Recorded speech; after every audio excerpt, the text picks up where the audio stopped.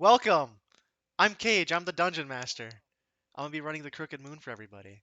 Here's my party. We'll start off with Todd. Go ahead and introduce yourself. Hello, friends. I guess yeah. My name is Todd. I'm playing for this campaign. His name is Stitch. He's a little rat dude. And he's an alchemist. He's kind of like a crazed-eyed looking guy. Super short. He's like 3'8". Um, yeah, and he's kind of crazy. Just imagine your typical crack addict on the street of like New York or something. And that's him. Beautiful. I love that. Alright, go ahead, Terex or Trevor. Introduce yourself. Oh, that's me. Hello, hello. I am Terex. My character is a barbarian orc. Um, he is rather large. Um, he had a rough history with his family and his tribe, so he is pretty much like a pillar of strength, and he is very bulky and strong and big. I think he's like 7'10", so he's quite large. He's a biggin. Yeah. Fire, fire. We'll make a U shape. We'll go to Mikey or RJ. Go ahead, introduce yourself. Imagine being muted right Fuck, I'm now. muted. That's I'm crazy. muted. My name's Ardra. I'm playing Mikey Allegro, just your classic everyday bard with maybe a little something more. You know, he's just kind of a normal dude, 5'8", human, plays on his instruments and whatnot. And yeah, maybe there's something a little more to what's going on with him, but we'll see. Beautiful, beautiful. And last, but certainly not least, Big Gaz or Chris. Go ahead, introduce yourself. Actually, I went back to my original character. Hi, I'm Chris. Ooh, I am playing Garvia Loken, former Space Marine. beautiful. Oh boy. Garvia Loken is 8 foot tall, modified human, and several hundred years old. I could go into the whole spiel about his past and history, but basically, he has woken up in this world and he has forgotten most of his past, now consumed by an endless lack of purpose. He wandered the land, and Beautiful. suddenly a voice and vision came to him. A man's voice spoke out, "My son, recognize me and heed my words. A great disaster approaches, threatening to destroy all that is rightfully ours. Turn your sights to purging the Xeno, destroy the daemon, and reclaim mankind's rightful place." This message has filled Garvia with purpose, and now he marches forward, unknowing of what the origin of the voice. But now he has a goal. Amazing. Sweet. I think of that we can get right into it.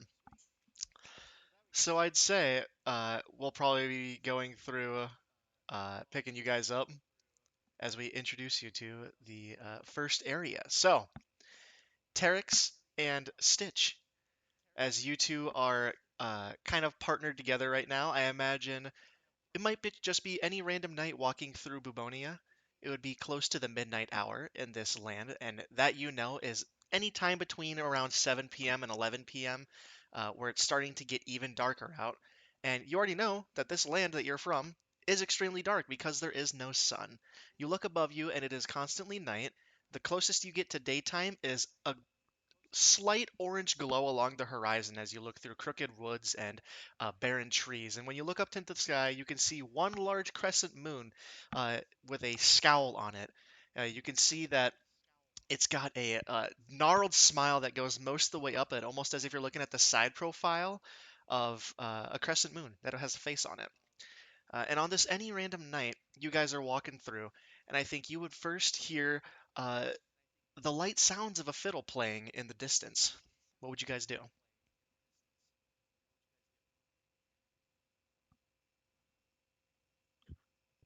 What's that noise, Terex? What the fuck is that? I think I hear a fiddle playing. What the hell's a fiddle? Oh, it's making some noise. I'm just gonna I was- start running at it. It's I like don't know it's like what a it is. music. I'll just I'll I'm start gonna like pull out chasing him. my great axe and just start running towards it. Perfect. You look off in the distance where you hear the sound coming from, and you can hear this fiddle still playing. And then all of a sudden, you also hear the distant whistles of a train chugging along and pulling on its whistle. You can hear it choo choo as it rolls up, and as it pulls closer, you can see in a mist of this like teal smoke, this blue green mist, and these rails seemingly made out of the air itself as the train pulls in front of you and comes to a stop. And you see as the door opens to what would be the passenger car of this train, and you see before you a frogman in a very nice. He's got, oh god, what is he? He's got some nice tan pants. He's got a black button-up shirt on. He's got suspenders. He's got a nice brown like leather overcoat and a nice brown top hat as he walks out towards you, still playing his fiddle with some straw hanging out of his mouth. Well, now, I believe I'm supposed to pick y'all up for a ride.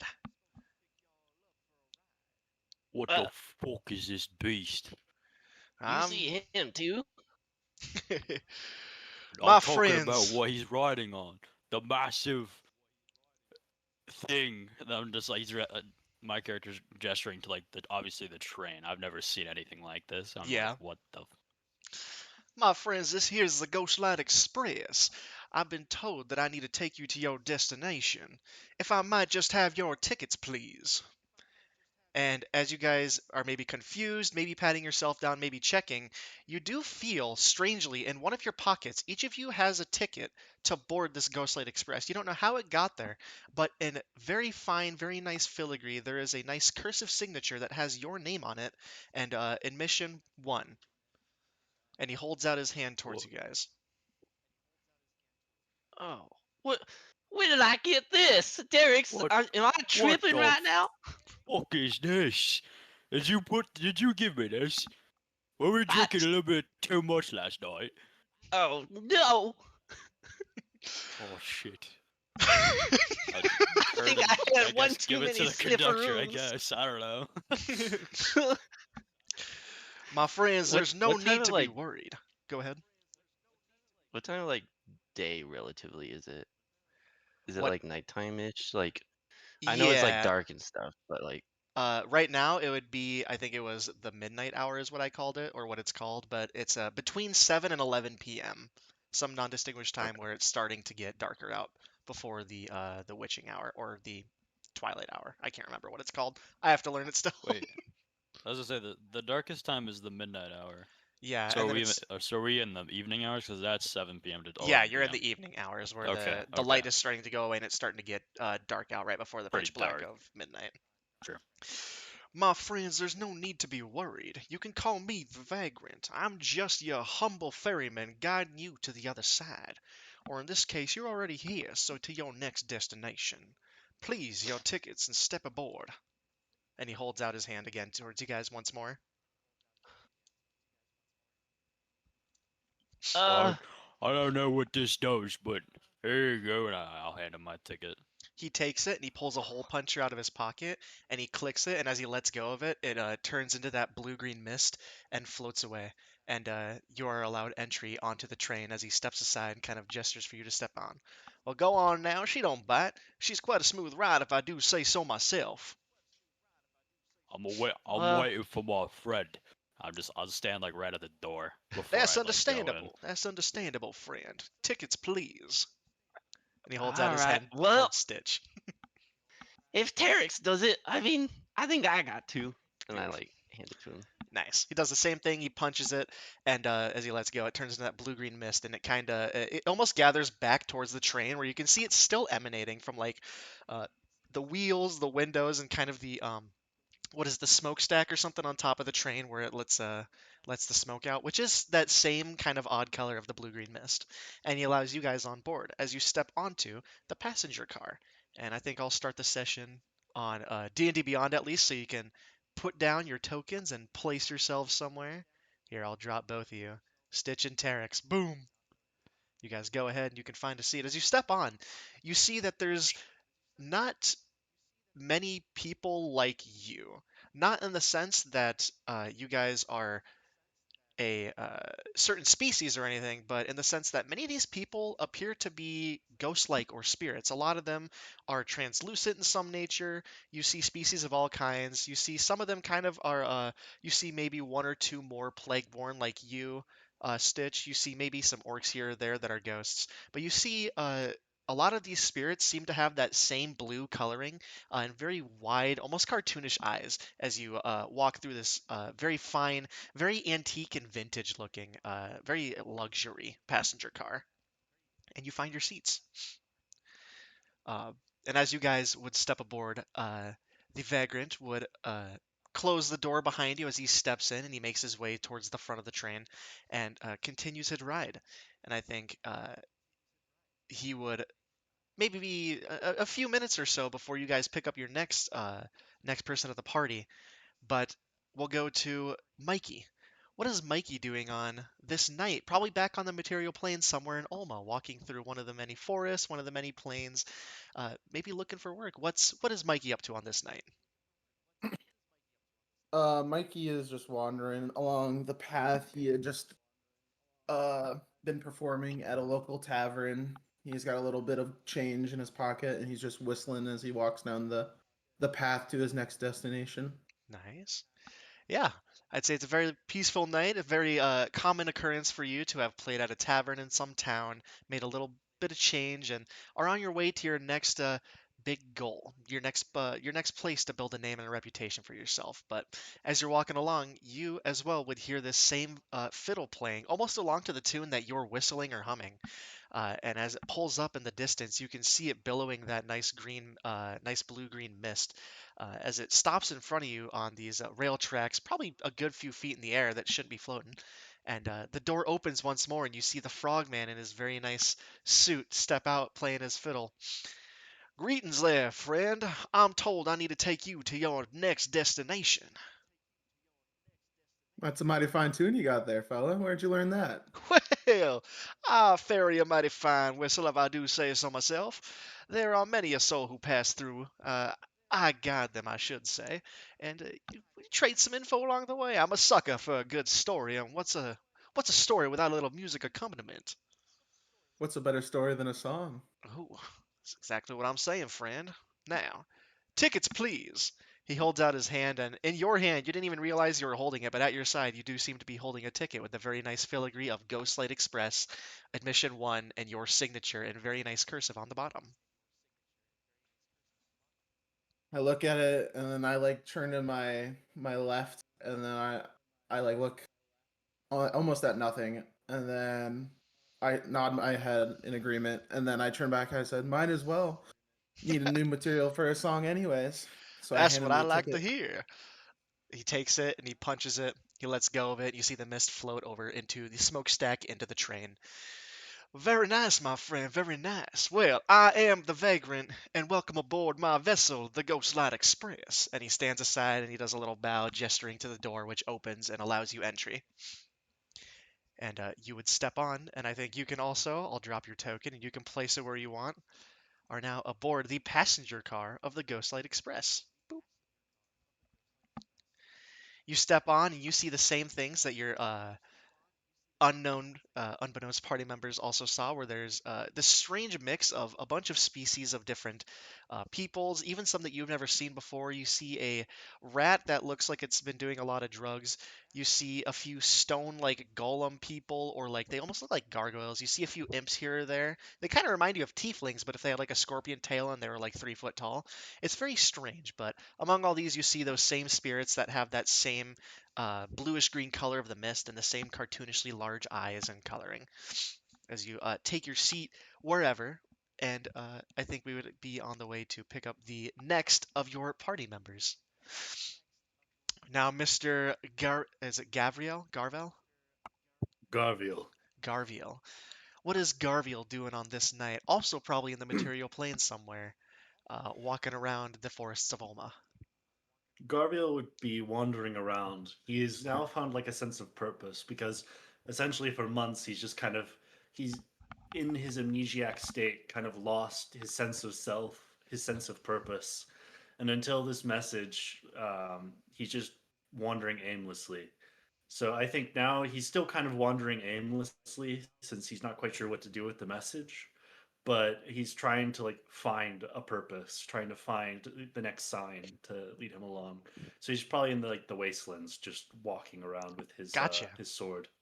I think in the setting that I'm using for our material plane is my world, the world of Ulma, and there is a section of land known as the Dead Grounds, which has been scorched by a battle between the gods, and now nothing grows here. And as you're kind of walking along the edge of this clearing almost on the edges of the forest into this dead grounds here in your amnesiac state, you do start to hear uh, that fiddle playing off in the distance. And if you look out to your right over towards this empty field of just dead grass and nothing else, you do see in the distance this almost translucent, almost a slight glow to it, that blue-green mist, as you see something making its way towards you as the sound of a fiddle is being played.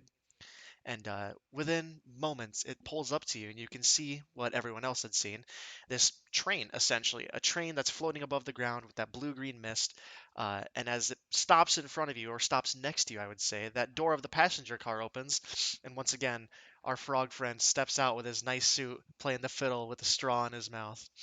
Well, howdy there, friend. You're looking a little lost. I think I'm supposed to take you somewhere. What say you? I think at this point Garvia would pull his sword out and he'd be kind of like tentatively about to like point it at him and go, Yeah. what manner of beast are you? Settle down here, friend. I'm just a humble soul. I am the vagrant. I'm just a humble ferryman. I guide souls to the other side, but in your case, somewhere you need to go. Somewhere needs help. You know of my purpose. Maybe not of your purpose, maybe not of your story, not where you've been, but I know where you need to go. And that's with me. I will not sign any deals to devils. Is there I'm no devil, friend. Trust me. I've dealt with many, and a few more than I care to admit have taken something from me that I can't get back. So no, my friend, I am no devil. I could tell you that we are heading to Druskenwald, of course, the Lord and Lady's chateau to be specific. There's the line ends there for now, but the tracks they ain't always the same. So if that ain't where you're going, I can take you where you need to be. I think Garviel's thinking to himself, just in general, is a lot of distrust, and he's not really willing to like trust anything about this because it seems like a trap, and there's something in his body is just telling him not to. But I think this chance at finding his next steps, he's just going to like quietly step onto the train and not really say anything. Yeah, Still kind of have his sword out a bit. you would step up and he'd be like, "Just 1 second, friend. I'm sure we're eager to get going, but I do need your ticket." And you look down, and in like the front breast pocket of a coat or some kind of a shirt that you have on, you do see a nice ticket sticking out, maybe even just out of the collar of your shirt. Yeah, because he's basically wearing rags. All of his clothes have been torn away. He's covered Hmm. in like bloody rags. Oh yeah. uh, yeah, he'll pull out the ticket and just look at it and just kind of very inquisitively wondering like how this like came onto his person, Oh yeah, and because he's you gonna definitely don't remember having that. You don't remember signing it with the nice fine cursive beneath with your name. It just happened to be there. little frogman, Yes. you may have this. If there is treachery, your head shall be the next thing on my sword. Well, I trust that you are a mighty strong individual, and maybe you can be a little interest for security. I don't have much on board, but we shouldn't have any problems, friend. He takes it from you, and he takes his hole puncher and he punches it. And same thing happened with the others. He lets it go, and it dissolves into that mist that goes towards the train. You're free to step aboard, my friend. He steps aside and gestures for you to get in. He looks over a little bit at him and then looks back at the train. Hmm. And then steps on quietly. Mm, beautiful. You step in and you see the same thing everyone else did. I don't think I need to explain it for a third time, but yes, there's very fine passenger car with some nice cushioned seats. There's some tables. There's all kinds of spirits, all kinds of uh, species of people that you haven't seen before. especially maybe if you're new to this world. Almost all of them would be new if they weren't human, or maybe you just think they're alien in nature. But you step on and you find yourself a seat. And I think I'll drop. No, he's gonna go stand like by the end of the car, kind of like near where the exit is. And he's not gonna sit down. He's gonna just kind of like tentatively stand there with his hand on his sword, ready to if this breaks out into a fight. Gotcha. Yep. Uh, the entrance to the next car would be, if you're in the map, it would be over to the right. So it'd be kind of over here. The left is where. No, that's not where the front of the car is. Boop. Front of the car is to the right. The probably closest exit would be on the very left. So you'd be standing back there, is what you're saying. Perfect. Cool. And with all of you boarded, you may now converse as you want, or take the time to just check things out, ask questions, look at things.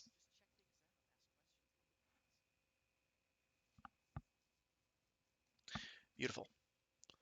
Yo, I need something, Terex. I just got it, and I go like rub into my like go into my bag, and I pull out like a little bottle that's very vibrant in color, and I just like huff the smoke out of it and put it away. Make a Constitution save. Ah, that feels In better. public, Stick, we talk about this. And I like pretty much take I take like anytime. I take like a small part of my cloak and I try to like almost like cover like the I guess like the entryway where it's like you can walk so people don't really see him Yeah, like casually you just cover the aisle so doing they whatever can't the really. hell he's doing. I want you to make a Constitution saving throw and then make a stealth check at advantage.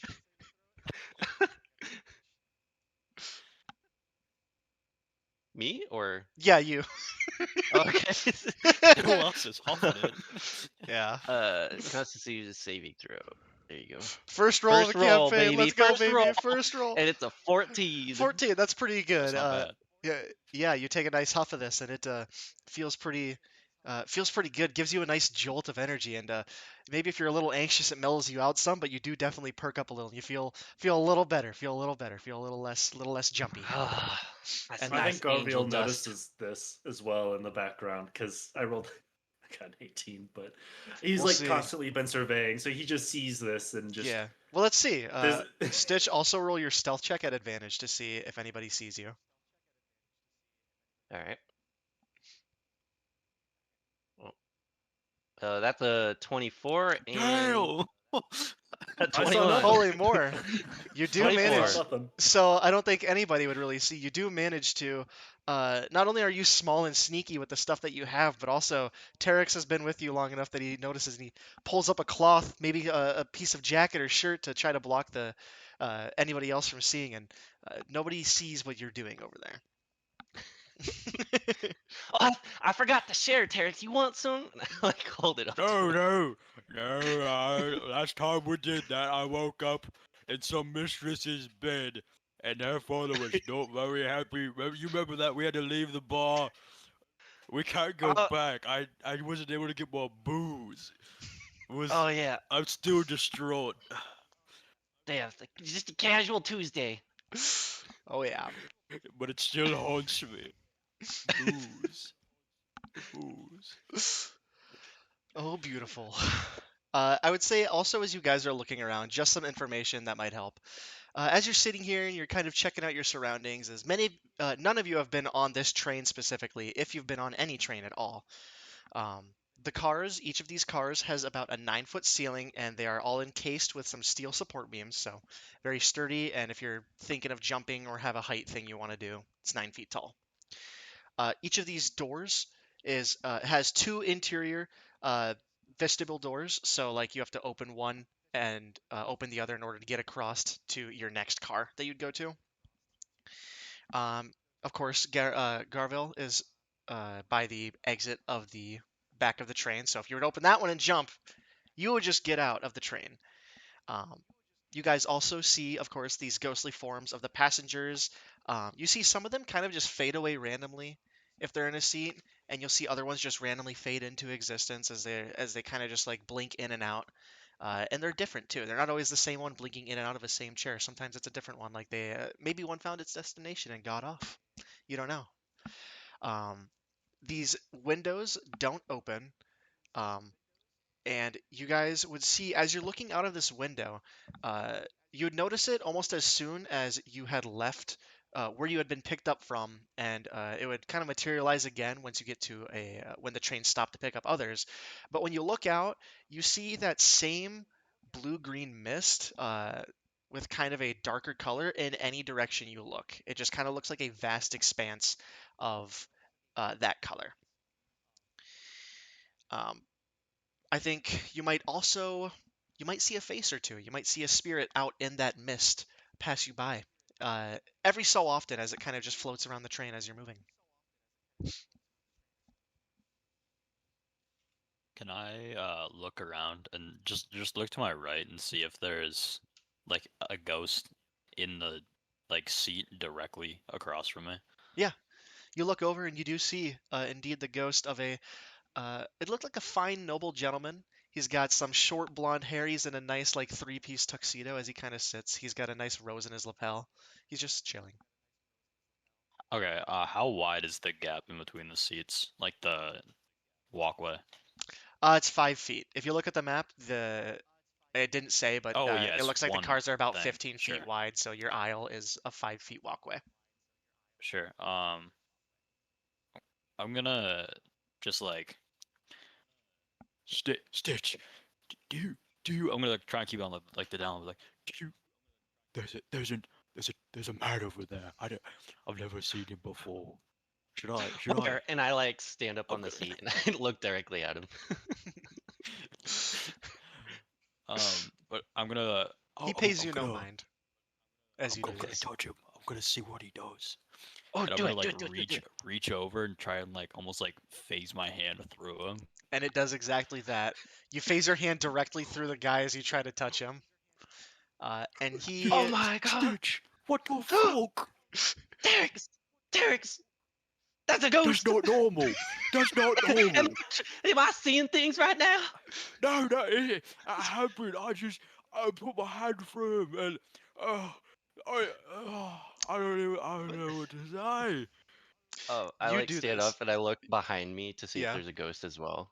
Yeah, you do. You see like a Is it- gothic Victorian, a very pale complexion Asimar woman, in a very, uh, God, I don't even know what you'd call it, but it's a very gothic style dress, very Victorian in era, and she's just sitting, staring forward. I like do one of these in front of her face. Doesn't follow your hand at all, just sits, staring, blinking, just she's waiting, she's passing the time. And I would say you would have noticed too as Terex pushed his hand through, phased it through the ghost. It didn't even look over at you. It paid you no mind, didn't blink, nothing. Derek's! Ah, That ain't fucking normal. what do we do? Well, I'm scared. I don't know. These people, they don't seem very normal.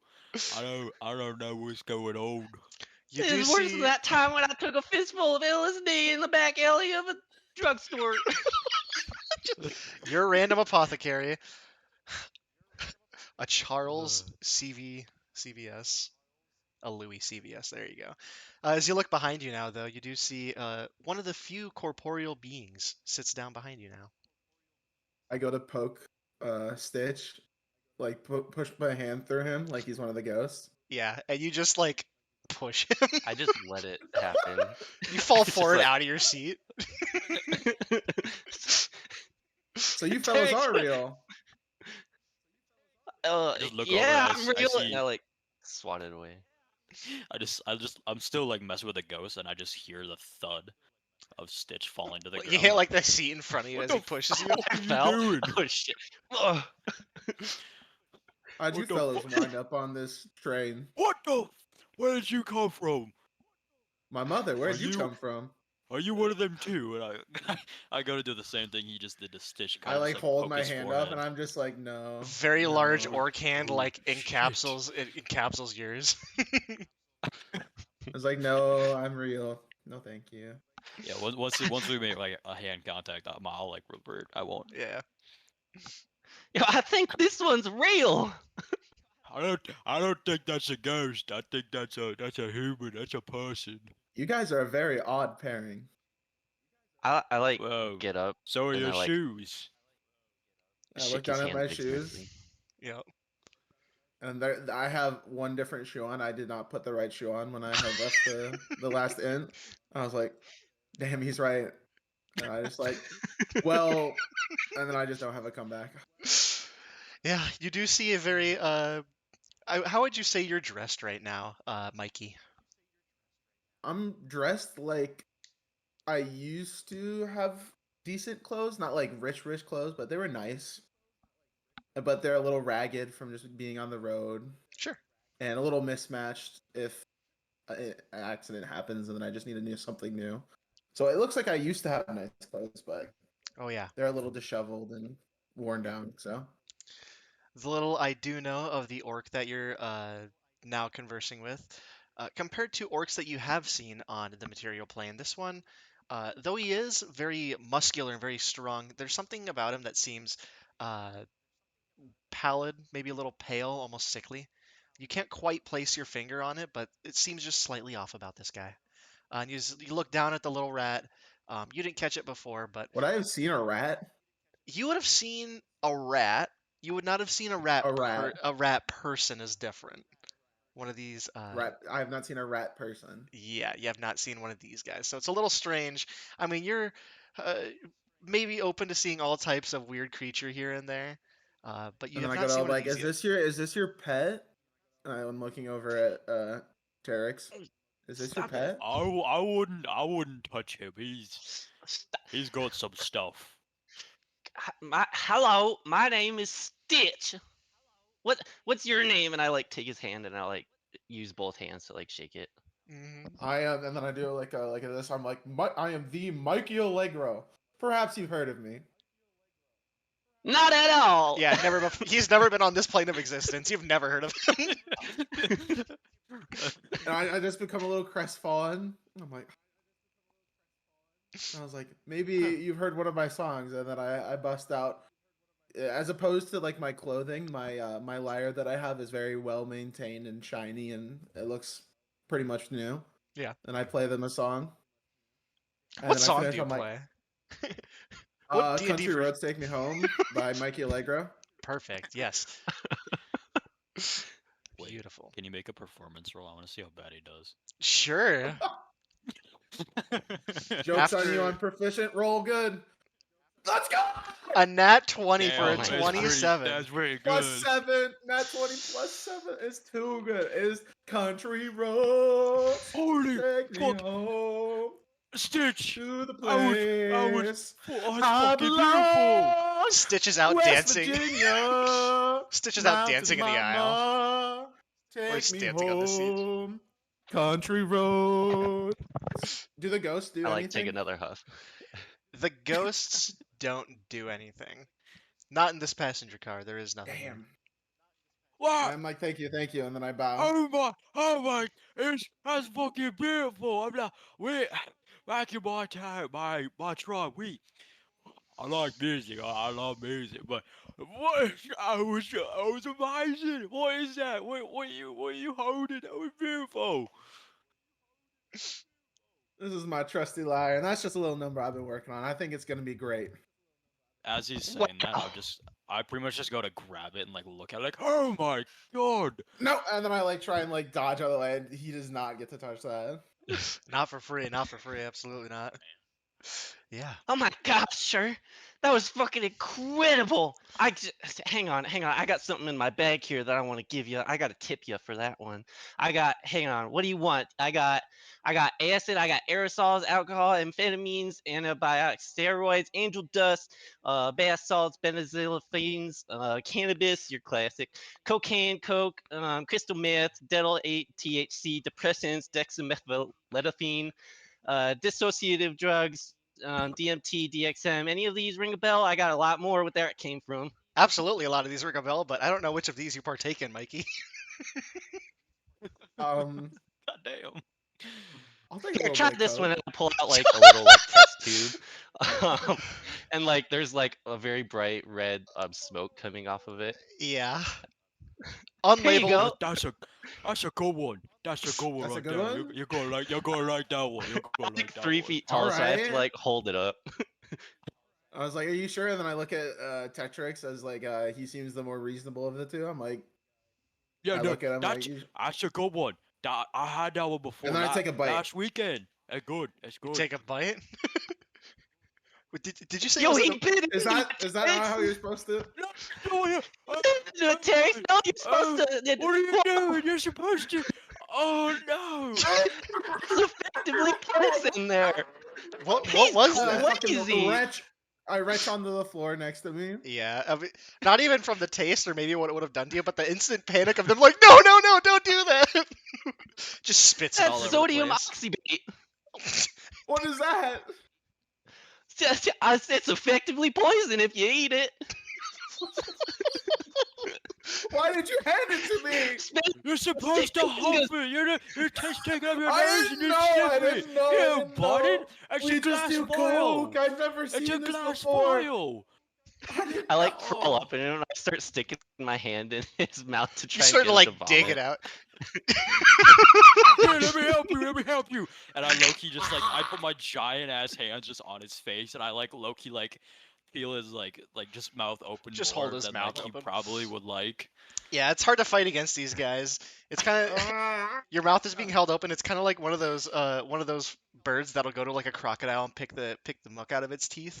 As you just have this rat guy reaching in with his grubby little filthy hands, and he's like getting all over your mouth. He tastes horrible.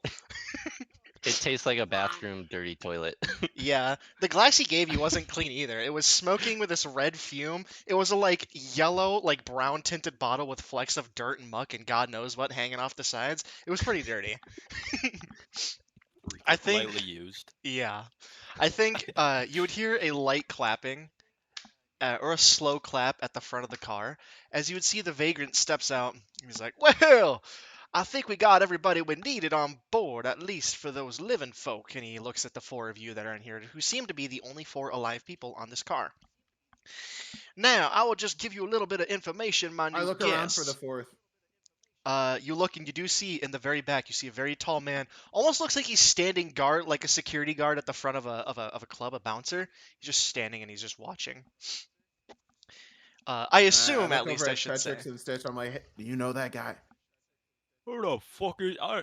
When did he get here? Has he He- been I here get the on whole all time? fours and I scurry up to him. You see a rat person absolutely charging his way up to you. Sword fully out. Whoa! Oh, Whoa! rat creature. Whoa, sir! What purpose do you have? What purpose do you have to approach? My name is Stitch. What's your name? You seem to be a very tall and large person and alive. I am Gavio Loken. What are you, rat creature? I I said my name was Stitch, didn't I? What are you? Are you Xeno? Are you demon? What are you? What? What does that even mean? And I like kind of like back up a little bit, like all the way up. Like I just keep facing him, and I keep backing up all the way up until I meet up with Terex and Mikey Yeah. again. Just slow Yeah. back. When he It's weird. once he I gets me, s- I just pick him up and I just put him back in his Put him back in I the just- seat like a child. No, And- let's not. We don't need to mess with people we don't know. He's back there for a reason. All right. We'll go. I start We'll playing go with leave my him alone. bottles. Yeah. Okay, Gavio I kind of was puts gonna his say, I sword just- back and just goes. Well, I say I heard a lovely tune back here, and I do love me a good song and story, so I stepped to see what all the commotion was, and hopefully everyone's all getting along, everyone's getting all acquainted. I think we're all heading to the same place. I told one of you, but we're headed to Druskenwald. The Lord and Lady of the Lands live here, in the chateau specifically, and I think that's our destination. I will warn you, for first-time travelers, do not be alarmed of the spirits. Do not be wary of the haints. These are. I kind of have no control over them, other than bringing them along to pass them to their next destination. I don't have much say over what they can do, but they're pretty much harmless. I'd like to help them, and so I tolerate them. I don't mind their presence. Don't be scared. I must urge you, do not open any exterior doors or windows. You must keep out the spiritual mist. If we let any of the shroud aboard, it could be very dangerous for the spirits, for the living, the living on board, and The train itself, the Ghostlight Sitting is Express. loving, baby. Yes. Now, I slap Stitch's hand as I see him trying to open the window. they're I locked. imagine it's like the school bus ones where you have to like push the Yeah, things and you just yeah. can't Yeah. quite get it. You look and there's no really, you don't see a way to open the doors, but you imagine Stitch is over there. He's like looking at the borders. He's like trying to find something, just knocking out like, I must urge, it is very dangerous to let any of that aboard. It'll hurt the living, hurt the ghosts, and it'll hurt the train. We're built to, the exterior provides protection. If we let it aboard, it could really muck up the guns. It could really mess with our systems. And last but not least, my fine passengers, we do have two more living on board, and they may or may not enjoy your company should you so choose to acquaint yourself with them. Would you like to be introduced? I slow Hey, turn Knox. Stitch. I kind of want to see what's out there. I must urge you, friend, please don't. It is not Stop good. touching the window. Stop touching the window. Which you have a well, I think you have a brain. Let's try to use it. All right. I would like Garviel to make a perception check. Since you have been standing in the back, kind of watching things, I want you specifically to make a perception check. I don't know what you're talking about. Me and Stitch are being very perceptive. Mhm. I think with I a see 13, everything. does that pass or not? I don't know because I Uh, have flavor for either. Yeah, I'll say it does. It was supposed to be a 15, but since you specifically have been sitting here, standing and watching, and it's been roughly maybe even an hour since you guys have been traveling, maybe half an hour, I'll say you do look around, and as you're kind of taking check of the ghosts, taking check of who's here and who's not, you see some recurring of these haints, is what they're called. These blue, green colored ghosts with the large colored eyes, the large cartoonish eyes. You see one of these. Seems to be a man, um, and seems, I don't know how you would say it. It's kind of more shadowy than the others. There's a little more of a strange tilt to its head as it kind of just sits. Um, you're not sure if this is just I mean, you haven't seen spirits really before, or if you have, not like this. And just something about this one feels slightly off to you. Something about this one feels like it may be a little more present than the others. Yeah. I think Garviel, with his amnesia in general, doesn't quite sure about what's going on for most of this stuff. And earlier, when he was asking a question of what Plaguewick was mostly because he only knows that Xeno and Daemons are technically what he was told to kill. Yeah, So I think he's kind of like on edge for anything to be one of those, yeah, even though he's not really sure. And so I think he sees this and kind of senses a little bit of the intention. And it's just yeah. he's a little wary, not quite ready to pull out his weapon yet and actually fight it because it's like he's being a little pragmatic. He's not quite sure what the Yeah, especially consequences because will be. you've been sitting here watching, and even though you've taken notice of that Hane specifically, nothing, it hasn't really done anything. It's just kind of just been sitting here like the other ghosts have, the other Hanes have in these seats. It hasn't really. It's just been chilling. Just something I about it think seemed he's a gonna little like off. yeah, I think he's gonna kind of like keep watch of it in the corner of his eye, but never like directly look at it. Yeah, I'd say also with a 13, you notice since you're standing at the one of the ends of the passenger car, you're standing next to two of the private booths.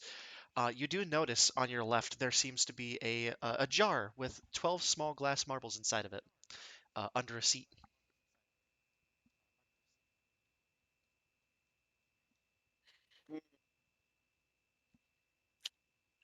Honestly, I think with how guarded he is, I think he's going to leave it be for now, especially when he's noticed kind of a suspicious character out of the corner of his eye. I don't think he wants to Yeah, ever let anyone out of his eyesight. He wants to have everyone like keep track of everyone at all times right now. yeah. And I'd say you guys spend some time communicating, spend some time hanging out. Terex and Stitch, of course, but even Mikey has made his acquaintance. And maybe even though he's probably been standing in the back, just keeping an eye out, Garviel is standing at the back of the train, just watching. And I think get to this next part here. We can read. One passenger among the blankly staring spirits stirs. It darkens to an inky shadow as it darts into the aisle, its humanoid silhouette tall and gaunt, with its head tilted to one side at an unnatural angle. Crooked tendrils shoot out from it like gnarled tree branches and shatter the windows of the car. Ghastly mist spills in around you. One of the passenger spirits lets out a pained wail, then takes on the malevolent form with a huge maw of blocky teeth, a single eye in its head, and two smaller eyes in the palms of its spindly hands. A shrill train whistle reverberates around you as the windows suddenly repair themselves. The voice of the vagrant emanates as he escapes out of his car back towards the front, and almost like it's coming through an intercom over top, very staticky and a little muffled. It crackles. Could y'all take care of that? This ain't happened before, and I'm a fiddler, not a fighter. And I believe we can start our first combat. Woohoo! Shit. No, fuck. Oh, fuck. I need to What find. the fuck? I'm a bit inebriated right now. Oh, excuse me. Oh, initiative. Holy shit, big. A The 21. biggest roll I've ever had in my life ever. Hell yeah. Oh, it's all on initiative too. Wait, what did you get? 21. I got a nat 20. Okay, this is Damn. just one of these. I swear, if anything beats your initiative roll, that's gonna be terrible. I cry, bro. No, That could you. be I genuinely in my other campaign, I genuinely never roll anything above like a 10, even with modifiers. Yeah. It is depressing. He is getting a little slammy. Oh, I am not spelling things correctly. How do you only have a +1? Oh. What's your... Damn. Did we It might roll just be here. initiative? Yeah, just initiative. Yeah, give me 1 sec. We'll see. Oh, Damn. Man, We're we're looking rolling high real today. Good as hell. Yeah, I was gonna say we're True. rolling good. I think I will full screen this for now so I can see all the stuff I need to see. We'll add all the tokens. I believe you guys rolled your initiative, so we'll auto roll these two, and I believe we're good to start. Boom! Kicking it off, our nice wiry jumpy fella, Stitch. You are the first to go. Hang on. No worries. All right. Shit, I'm way over there. Okay. Um.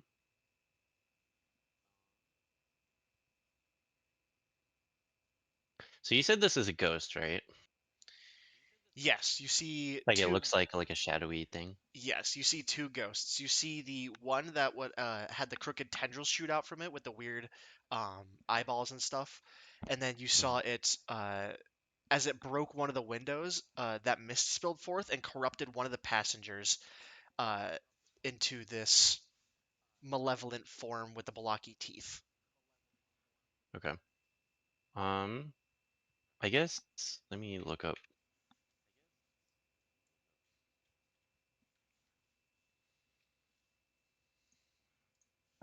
I'm going to use my cantrip. Yeah. Poison spray. Okay. Go ahead. And I believe you have to be close for that, right? You got to be up close to him. It is 10 feet is the range. Okay. Gotcha. So I'm gonna like use my rat skills and like crawl on top of the seats and like jump from seat to seat here. Mm-hmm. And I think that's 10 feet right there. And I'm gonna like stay on top of this seat here and then spray at it. Spray out the shadow. Go ahead. Does he have to make a save, or do you roll a hit? Taste my so wait. Con save. Con save.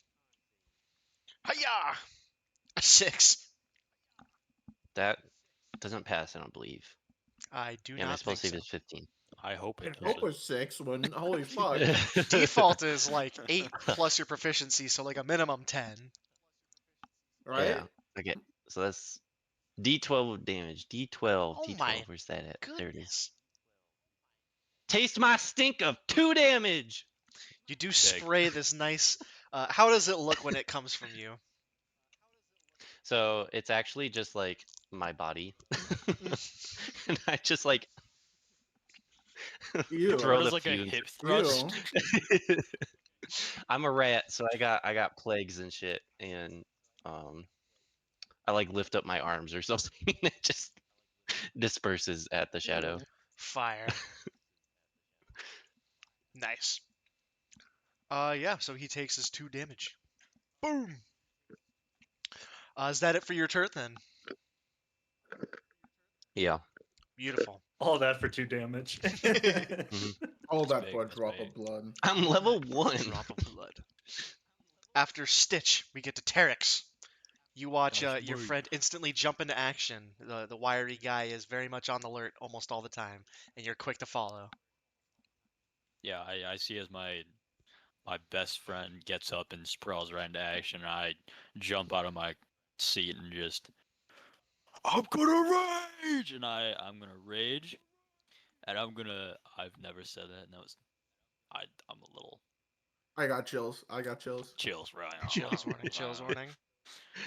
Okay, so The now that I'm in universe range, calls to me. so I applied it, but now do I have to do other stuff, or will it automatically apply to it? I believe it should. If it doesn't, just keep track of Okay. what you need to do. It should Yeah, I give was you just your reading rage it, and it's like, damage. uh, yeah.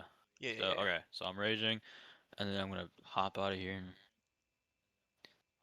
get red next to this shadow, yeah, and I'm yeah, gonna yeah. just gonna pull my great axe out from behind me and just pretty much swing down right in like a diagonal 45-degree like motion and try and like cut through it. Go ahead. Oh, actually, you Yeah, know what? I should have said this. 20, dirty 20. A dirty 20 definitely hits. Go ahead, roll some damage. Yeah. That's my boy. Yes, sir. You're about to say they're immune to Uh, physical damage, aren't you? Nope. 11. 11 damage, so we'll just 11 deal. damage. Holy. And then, Yeah.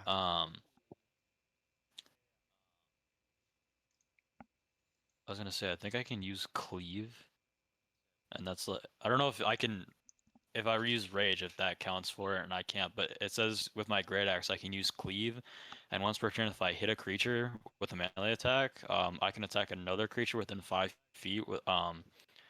That's like 5 feet within my reach, and on hit, they take the same amount of damage, not including the ability modifier. Gotcha. So it'd just be the weapon damage you rolled then. Sure. Would Yep. I roll again to hit them, or would it hit? Yes, you'd roll again to hit to see if you're able to cleave through, but then that same damage would just happen. Okay. Sure. Okay, 10. A 10, does that hit the Spectre? The 10 does not. Your axe just mostly Tragic. catches in this shadow as you take a hack at it. I meant to say this for Stitch, I forgot to, but as you sprayed that poison mist, the poison spray at the shadow, it didn't seem to have much of an effect. He seemed to kind of just burst it off. Yo. He likes my stank. All that for 0 damage. Chills. Yeah. And is there anything else you'd like to do, Mr. Terex? Nope, that is my turn. Very cool. We get to Mikey. I see my new friends running over, and I was like, "Damn, those are some ugly motherfuckers!" And I cast Vicious Mockery. Go ahead, roll to hit. A 13. A 13 hits. Go ahead, roll damage. That sure Ooh, was vicious damage. mockery. How does your magic manifest? You see a purple and gold lightning bolt come out of my lyre as I like strum it, and it just crackles towards them, and then hits them. Yeah, purple and gold lightning. Very cool. And that dealt, how much was that? 2, and you're shooting at the shadow? Yeah. Beautiful. Boom! That's 2 damage to it as it gets slammed with an Eldritch Blast. Tee. Oh, what? A Vicious Mockery. That does force damage. That do indeed do force damage. Which almost nothing is resistible or immune to. Resistant. I don't know. Boom! Unlike poison damage. Oh, whoops. Yeah. And is that it for you, Mikey? Yeah. yeah. Yeah, that's I don't know bad. what you're laughing at. You did 2 damage too, so that's the same. He didn't as- do any damage. Yeah, but like think about it. We get to the I would shadow. have done too. And with his crooked appearance, with the tendrils that shot out, very zigzaggy with the tree branches, he would look probably to Terex because he's just the closest, and he would swing He'd swing on you. He's going to use his draining swipe. Oh. Nat 1. He takes a swipe at you, Ha, ha, almost at the same time as that gold purple lightning hit him, and he totally overshoots his swipe. And he is going to, I think he's just going to pass. Yeah, he's going to pass through you, and he's going to make his way this direction. Yo, what the fuck? You know what? He would go as far as he can, actually, knowing what this thing is. How much movement does he have? He has 40? 5, 10, 15, 20, 25, 30, Opportunity 35, attack? 40. Yep. Wait, true. Bro. He gets to take 3 opportunity attacks. Mommy. 3? Yep. 3? Why From 3? Tarek, Stitch, Why and three? Mikey. Because there's all three of us say pass by. Oh, we all get one. Oh. Because he passed by all 3 of you, so you all 3 get to make an opportunity attack if you'd like to. How does Is that that like an how does that work? That's been a while. I don't think I've done that in a long You time. make a melee attack just- against it, unless you have Oh Warcaster, fuck, which a I'm pretty sure you melee. don't. A I can melee use my great attack? axe for that Yeah. too, right? Yeah, Hell your yeah. great Oh. axe works for that. Do I get to use my 13. dagger then? Yeah, you can use your dagger. But not my vicious mockery? Nope. You need Warcaster to be able to use cantrips or magic How's spells. a as 21 Not hit? 20! What the fuck? That's very funny. Wait. Yes, all 3 of you hit. So we'll go in order of it Alright. happening. So, first Terex, as he left your range, you cleave him with your battle axe. Go ahead and roll some Oh, big. damage. 14. You Goddamn. deal 14 Damn. damage.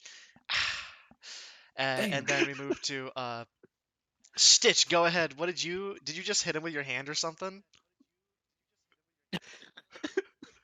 No way. You automatically would deal 1 damage No. at least, and a crit would deal 2 for unarmed strikes. Is how I rule that. Dealing 0 damage. You just hit a nice 2 your damage. claw catches on him and you rip a nice piece out of him. So you deal the 2 It's like a damage. fucking Big. And then Mikey, you take a slash with your dagger. Yeah, I fucking pull it from its holster at my side and just slash it as it goes by me. Yeah. Go ahead, roll. Is that a D4, I believe? Go ahead, roll some damage. I already did it. It did 3 damage. Gotcha. Big. You watch as this shadow, as it ran by you all, as you all took your shot at it. It makes it to Mikey as he takes his dagger swipe, and with that swipe, you end it. You seem to cut it, and it loses its form and dissipates into the blue-green mist, and this one inky as well. It's got that black mixed in, this darker coloring, and you watch as it would seep into the ground and kind of collect as it would move forward, and it would slide. It would like go under the door as it headed forward. That was freaky. I don't like that. We should and I just I don't know what to do with that. Wait, so we killed it, or like it just escaped, or just went under the door? You got rid of all of its HP, and as it was dissipating as you killed it, it all collected kind of at the bottom and then swooped under the door, heading to the next car. Yo, good job, team. And with that, we move to Garviel. I think he's gonna full on sprint towards the specter. He doesn't know what it is, but there's like a deep sense of unease. Yeah, He's gonna just swing his sword. Go ahead. Roll to hit. How's a nat 20? A nat 20 definitely hits. A nat 20 absolutely hits. Damn. Go ahead, roll some damage. Dude, this party's crazy. What the hell? We might And, be on chat. Oh god. Alright, that's 11. Fire. You see, as this specter, is less corporeal than the one that you were watching. The one that you specifically kept an eye on was the one that turned into that inky, corrupted version of one of these haints. This specter, Yeah. however, just got corrupted by the mist and is still a little less corporeal, and therefore you notice you do slightly less damage than you think. I'm not done yet. I was Gotcha. gonna cast Divine Smite because Go ahead. as he feels that, it's kind of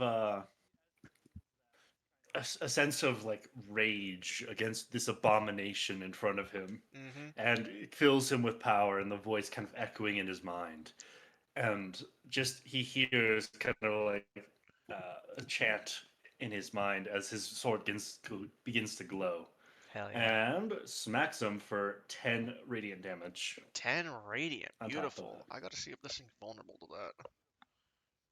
Okay, good. You slap the absolute hell out of this thing, and though the cut of your blade didn't seem to hold as much of a didn't deal as much damage as you thought, the radiant light of your sword, the whatever tenet or oath or chant that you heard in your mind to empower yourself, definitely did do some damage. And is that it for Garviel's turn? I think you may have muted yourself. Oh, sorry. Longsword sap. If you hit a creature with a longsword, that creature has disadvantage on its next attack roll before the start of your turn. Beautiful. So if it Sounds has good. disadvantage. Indeed. And after Garviel, it is indeed the Spectre, this corrupted haint, as it turns towards you after being cleaved very gruesomely through its body. It turns and it's going to try to make an attack against you, as it's going to use its life drain, which is at disadvantage. Oh boy, a 2 and a 3 for a total of 6? That's awesome. You don't get hit as it takes kind of a wild swipe at you, uh, trying to suck the life essence out of you. And yeah, this ain't can't even do anything. Uh, so I believe we loop all the way back around to Stitch. It is now your turn. All right. Well, I'm gonna pull off one of my trusty bottles off my belt. Um, and I'm gonna use load it into my staff and then fucking Throw it. yoink it, or my cane. Hell yeah. Um, this one's gonna be the fire water one. Beautiful. So you'll roll to hit. Uh, do I add anything to that, like I believe it'd spell be. attack? Yeah, I think I have them as your spell attack. So you just do your intelligence plus your proficiency. Okay, well, 7 plus 8, 15. 15 hits. Go ahead. And I believe that Cool. is a d6 of fire, I think. I know Yes. there's a wall of text you have to go through to look for everything. I'm like going back between my sheet and D&D Beyond. Yeah. 6 plus 4, 10 fire Beautiful. damage. Beautiful. Do you want to explain what's in this? What does this bottle look like as you hurl it towards the spirit as this at the So I specter? pull it off my belt. It's like a swirly orange and red, like liquid looking thing, with like a cork on its top. I load it into my stick that has like a sort of net, almost like a little cross stick. And I chuck it, and it like starts to glow in the air and twirl. And then it shatters on impact and engulfs this uh, Yeah. spirit Almost in like like bottled a fire. bunch of flames. Exactly. It's like bottled fire. As it crashes on top of the spirit and the liquid drops down, it alights immediately, and you deal this fire damage to it as you burn away the specter. And that was how much damage? That was 10. Boop. 10. You burn away at the specter, and it takes a heavy hit of damage. And you see as it is almost completely, has completely, almost has completely dissipated. Is there anything else you'd like to do for your turn? Nope, that's it. Coolio. Then we move on to Terex. Big. I just see as my comrade hucks a big fire thing at this monster in front of me. I'm just raging. I'm still riled up, so I'm gonna make another great axe swing at it. Go ahead. Attaboy. Oh yeah. 16. 16 hits. Go ahead, roll some damage. Yeah, baby. Oh, 16. Hell yeah. My goodness. You take your big swipe God at this damn. thing, and describe how you end this thing. How would you like to do this? Yeah, baby. Yeah. So I just, so there was the, what was it before? It wasn't a specter, but that we It just was killed. a shadow. Oh, Is yeah, technically shadow. what the stat So block was, but it looked like one of these haints, but more corporeal and more jagged and twisted and corrupted.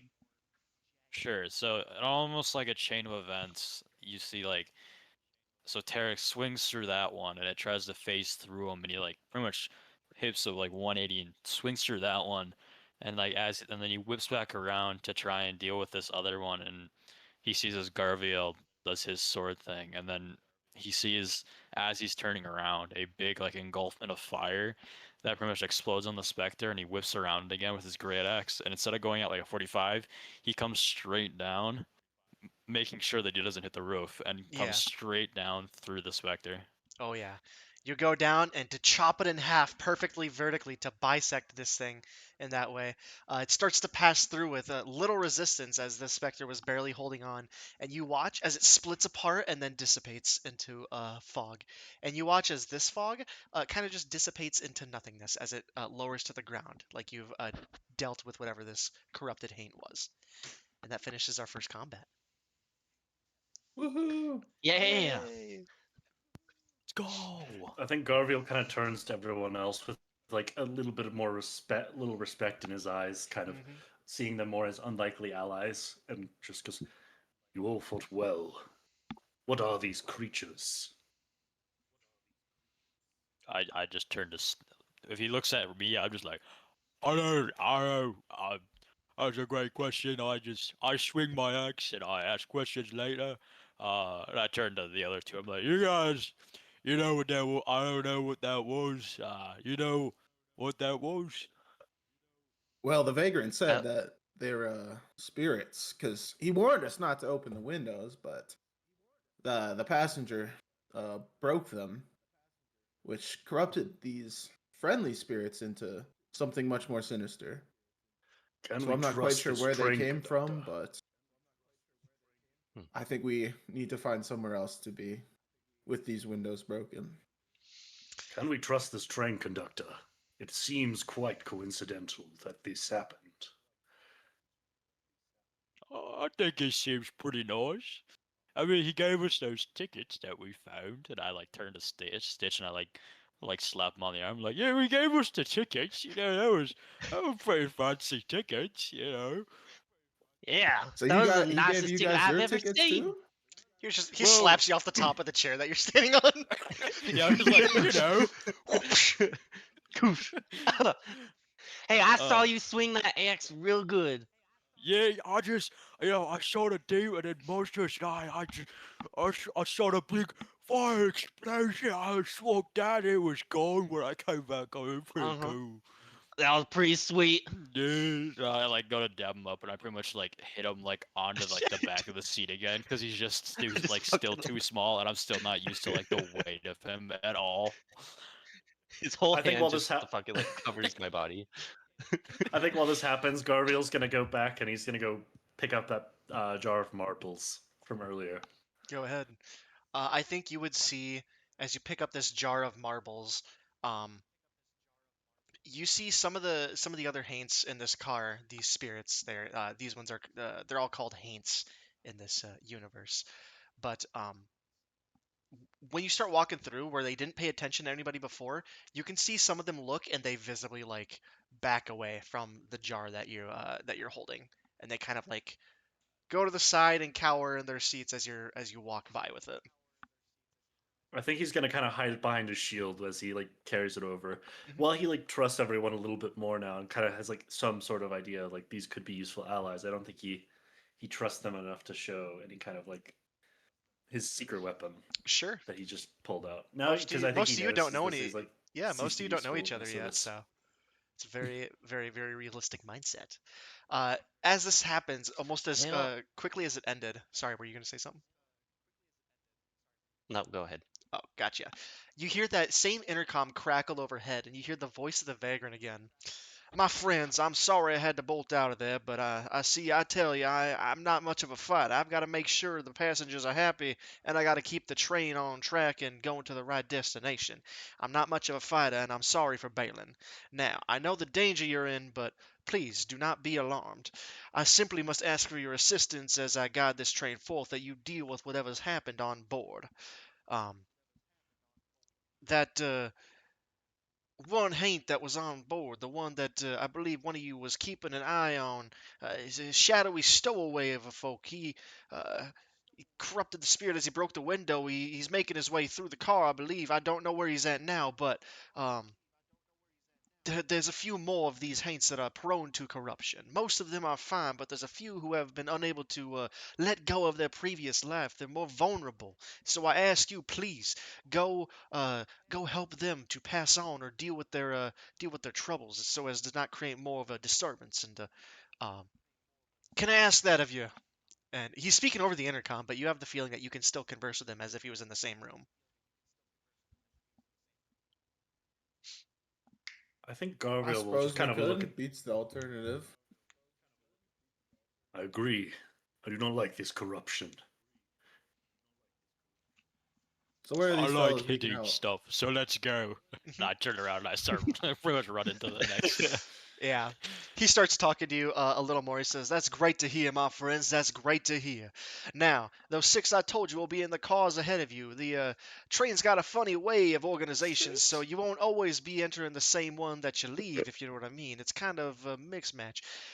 Now, these six, you can either help them to pass on and uh, help them complete their business from the previous life, or you can destroy them if it is necessary, whatever to make sure they don't turn into one of these corrupted folk. Once you've released these spirits in one way or another, you should check the tender for any corruption. That is where the train's fuel sources are maintained, and I worry that the spirit, the shadowy one, is gonna mess with our mode of travel, if you know what I'm saying. Oh, and please, as you're dealing with this, please do not alarm Mr. Philip and Miss Adela Druskinwald if you happen to run into them. Them's the two other alive folk on board. Ain't no call to rile up the lord and lady over a scuffle, please. Can I trust you?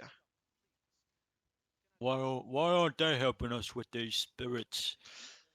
They are they they're fine dining folk. They need not know the troubles on board. It's no point in worrying them and what they can't help. You see. Spirit frog. He needs us State what. poor folk to take care of it while the rich folk eat their roast lamb. Meaty. What business have these people among this train of the dead? They are merely making their way back to their chateau in Druskinwald, the very estate they claimed their name to. I trust you can get this done. And with another staticky cackle, the intercom shuts off, and you are free to do as you please.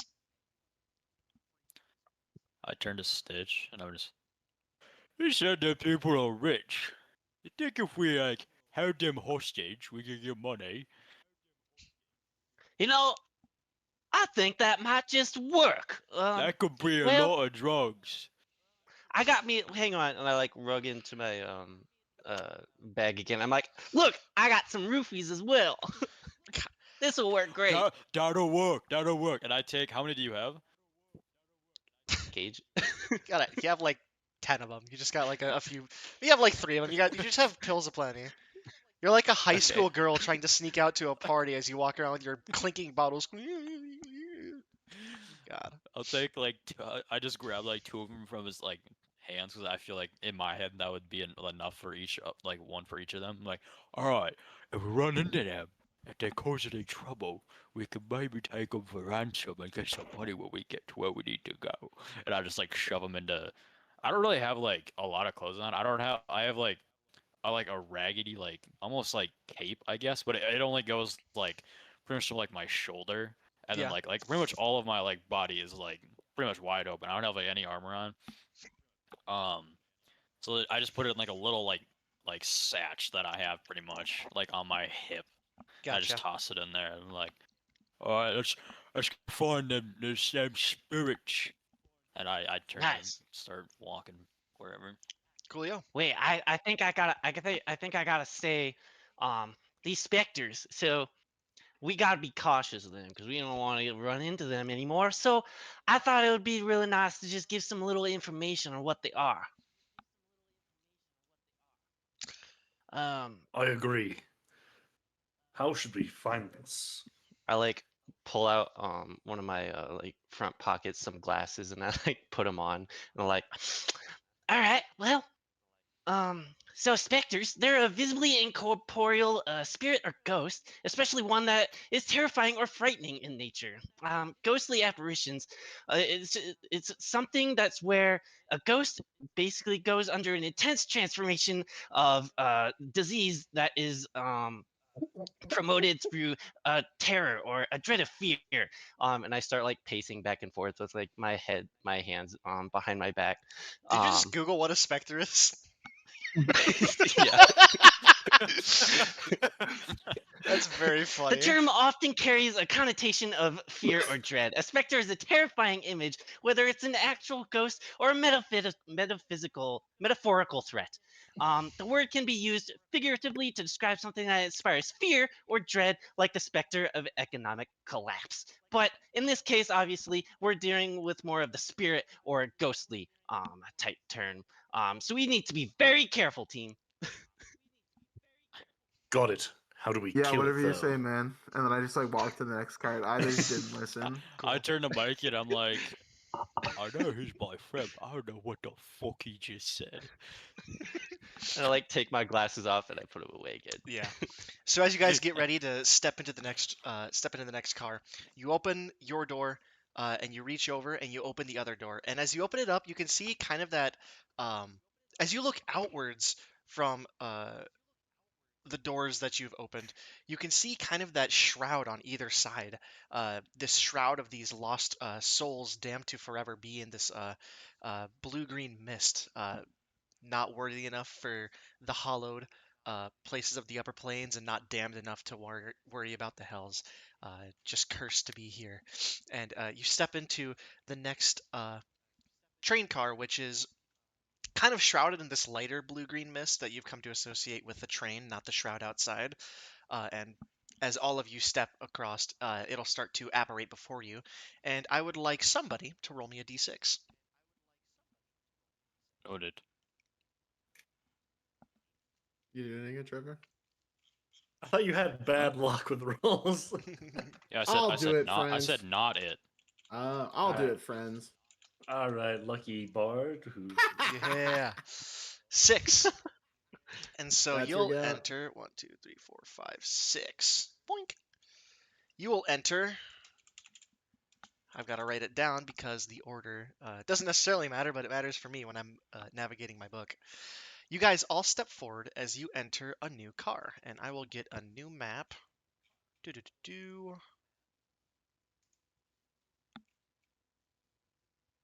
That one. As you all step in from the left side of this car. Stitch, Terex, Gabrielle, and Mikey. And then you can place yourself in whatever marching order you so choose. Which way did we enter from? It's all left. left to right. Ah, And I'm then, definitely sticking with my buddy Tarek. yeah. I was gonna say, I feel like you would usually like be riding on my shoulders if we're ever going anywhere, because I feel like it's just faster. Oh So yeah, you're just like riding on yeah. my back, pretty much. And from this point, you can move. Got You like can a little move. sash or something. Yeah. You can move back to other cars, and you can move forward to other cars at this point, just so we know, because you might need to run back and forth places. So, just to keep that in mind. Anyways, for this car, the scent of decayed hay, musty water, and old blood fills the air of what looks like a circus car. Rusting cages line the walls amidst the wooden crates painted in garish red and white stripes. The decor inside is a macabre spectacle of twisted whimsy, with faded, tattered banners advertising various carnivals. Each one depicts unsettling clowns and terrifying animals, creating an atmosphere of horrific revelry that leaves an uneasy chill in your bones. And I believe, Mikey, I might have something specifically for you. You see a large poster showcasing the Festival of Fools drawing your attention. Uh, None of you else would see this, but Mikey, the head of your friend Dave, would appear to you, and he would wildly babble at you. In paradise, the angels hang upside down and the fire shoots right side up, but the bells still ring in silver. And then he disappears.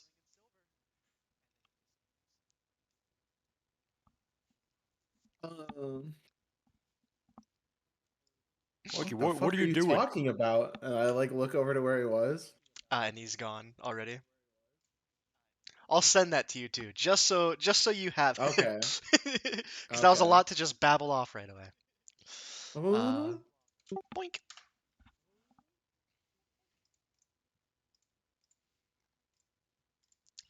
Mikey, what? and then I'm gonna like Why be are you mumbling just that to standing there? myself. Yeah.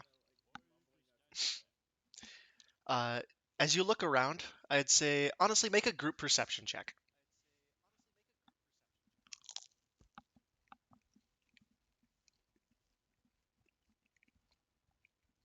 Hey yo, not I bad. got it, guys. Mm-hmm. Wait, we might be goat. This never happens. Just Yo, wait till next session. Terex is blowing the smoke off Amara right now. Holy I'm moly. Thanos right now. Mm-hmm. Tenos? Oh, Tenos? Thanos. Tenos? Nice. You guys look around and you do see in here, indeed, there are some cages that are empty. Each Wait, are secured with a cages? lock. Yup, cages. You see a bunch of me around. Is that a They're reference? no, it's not.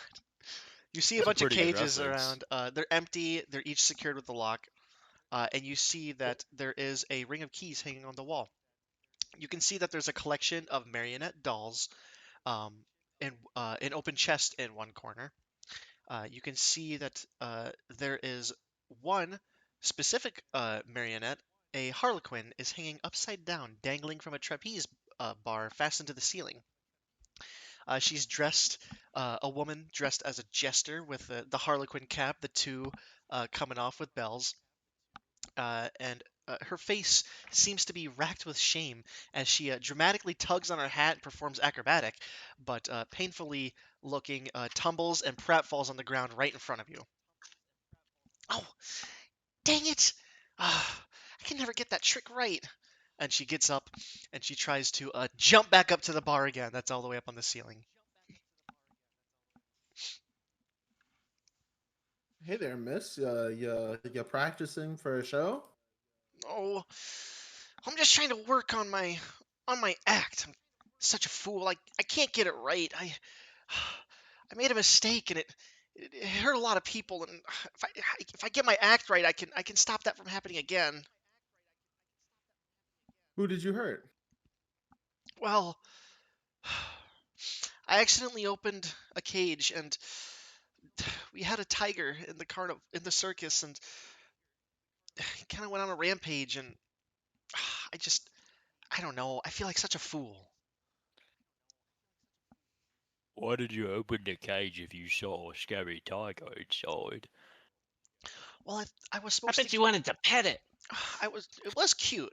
I was supposed to get it for one of our acts, but uh, I don't know. I don't know if I angered it. I don't know if I did something, but it just when I opened the cage and tried to lead it out, it started tearing through people. It tore through my friends, my coworkers, tore through me, and I don't know. Just need to be certain I can't hurt anyone ever again. Uh, Terex has like zero like sarcasm at all. So he just looks at her. It's a she, right? Yeah. Yeah. It's like, whoa. Looking at you, you do look like a very aggravating person. You're kind of annoying, and your voice is very high pitched. So I could see where the tiger would go wrong and like kill a Oh, bunch of really? people, You but think so? You think it's actually all my fault? Yeah, like it's I definitely mean, all of your fault. well, Oh, there's no. I don't see any other people. You're the only survivor, and you did it. I'm the. So Fellas. Let's not jump to the conclusion. She obviously didn't make it. That's why she's a spirit here, guys. And I don't think it was on purpose, seeing as she there's was a one of the spirit, victims. and I try to put my hand through. You touch her Like I did on and the other ones. she doesn't. Your hand actually doesn't phase through her as she seems to, as one of the 6 wayward haints that you were told of. She's a little more corporeal. You can actually feel her. You can touch her. Oh, I You don't just know. touch I your just tit.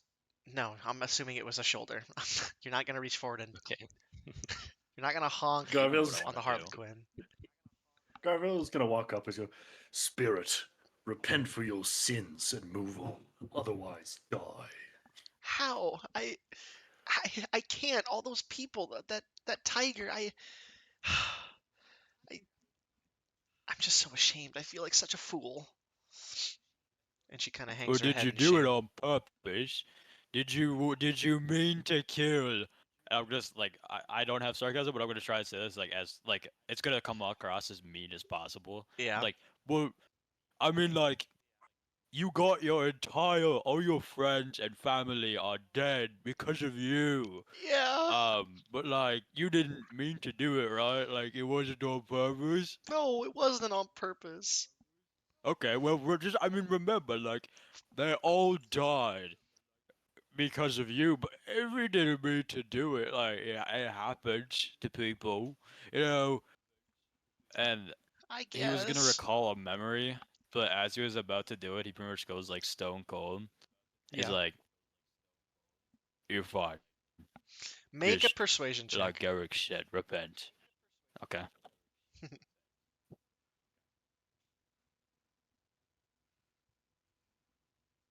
I think I'm gonna look around to see if there's 17. like any evidence of said tiger. Sure, you do see one cage that seems to be slightly larger than the others. Um, and I think you would see some claw marks inside.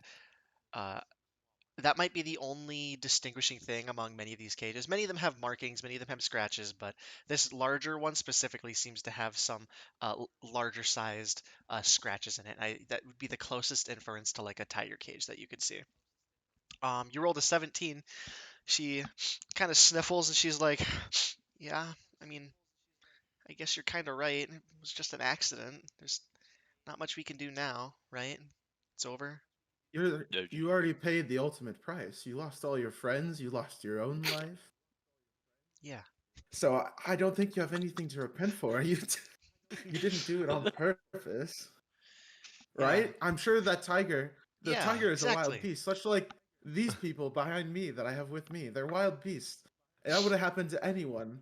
This one would do Hey, drugs no matter who was here. That tiger would have I'm not killed everyone wild. that night, regardless of who had opened the cage that night. It just happened to be a random fluke, you know?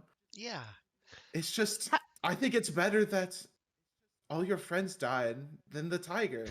Like, I just think beasts of nature shouldn't be held in cages like that. Like, there was a story I once heard of a child who fell into a pit with a wild beast and they had to slay the beast.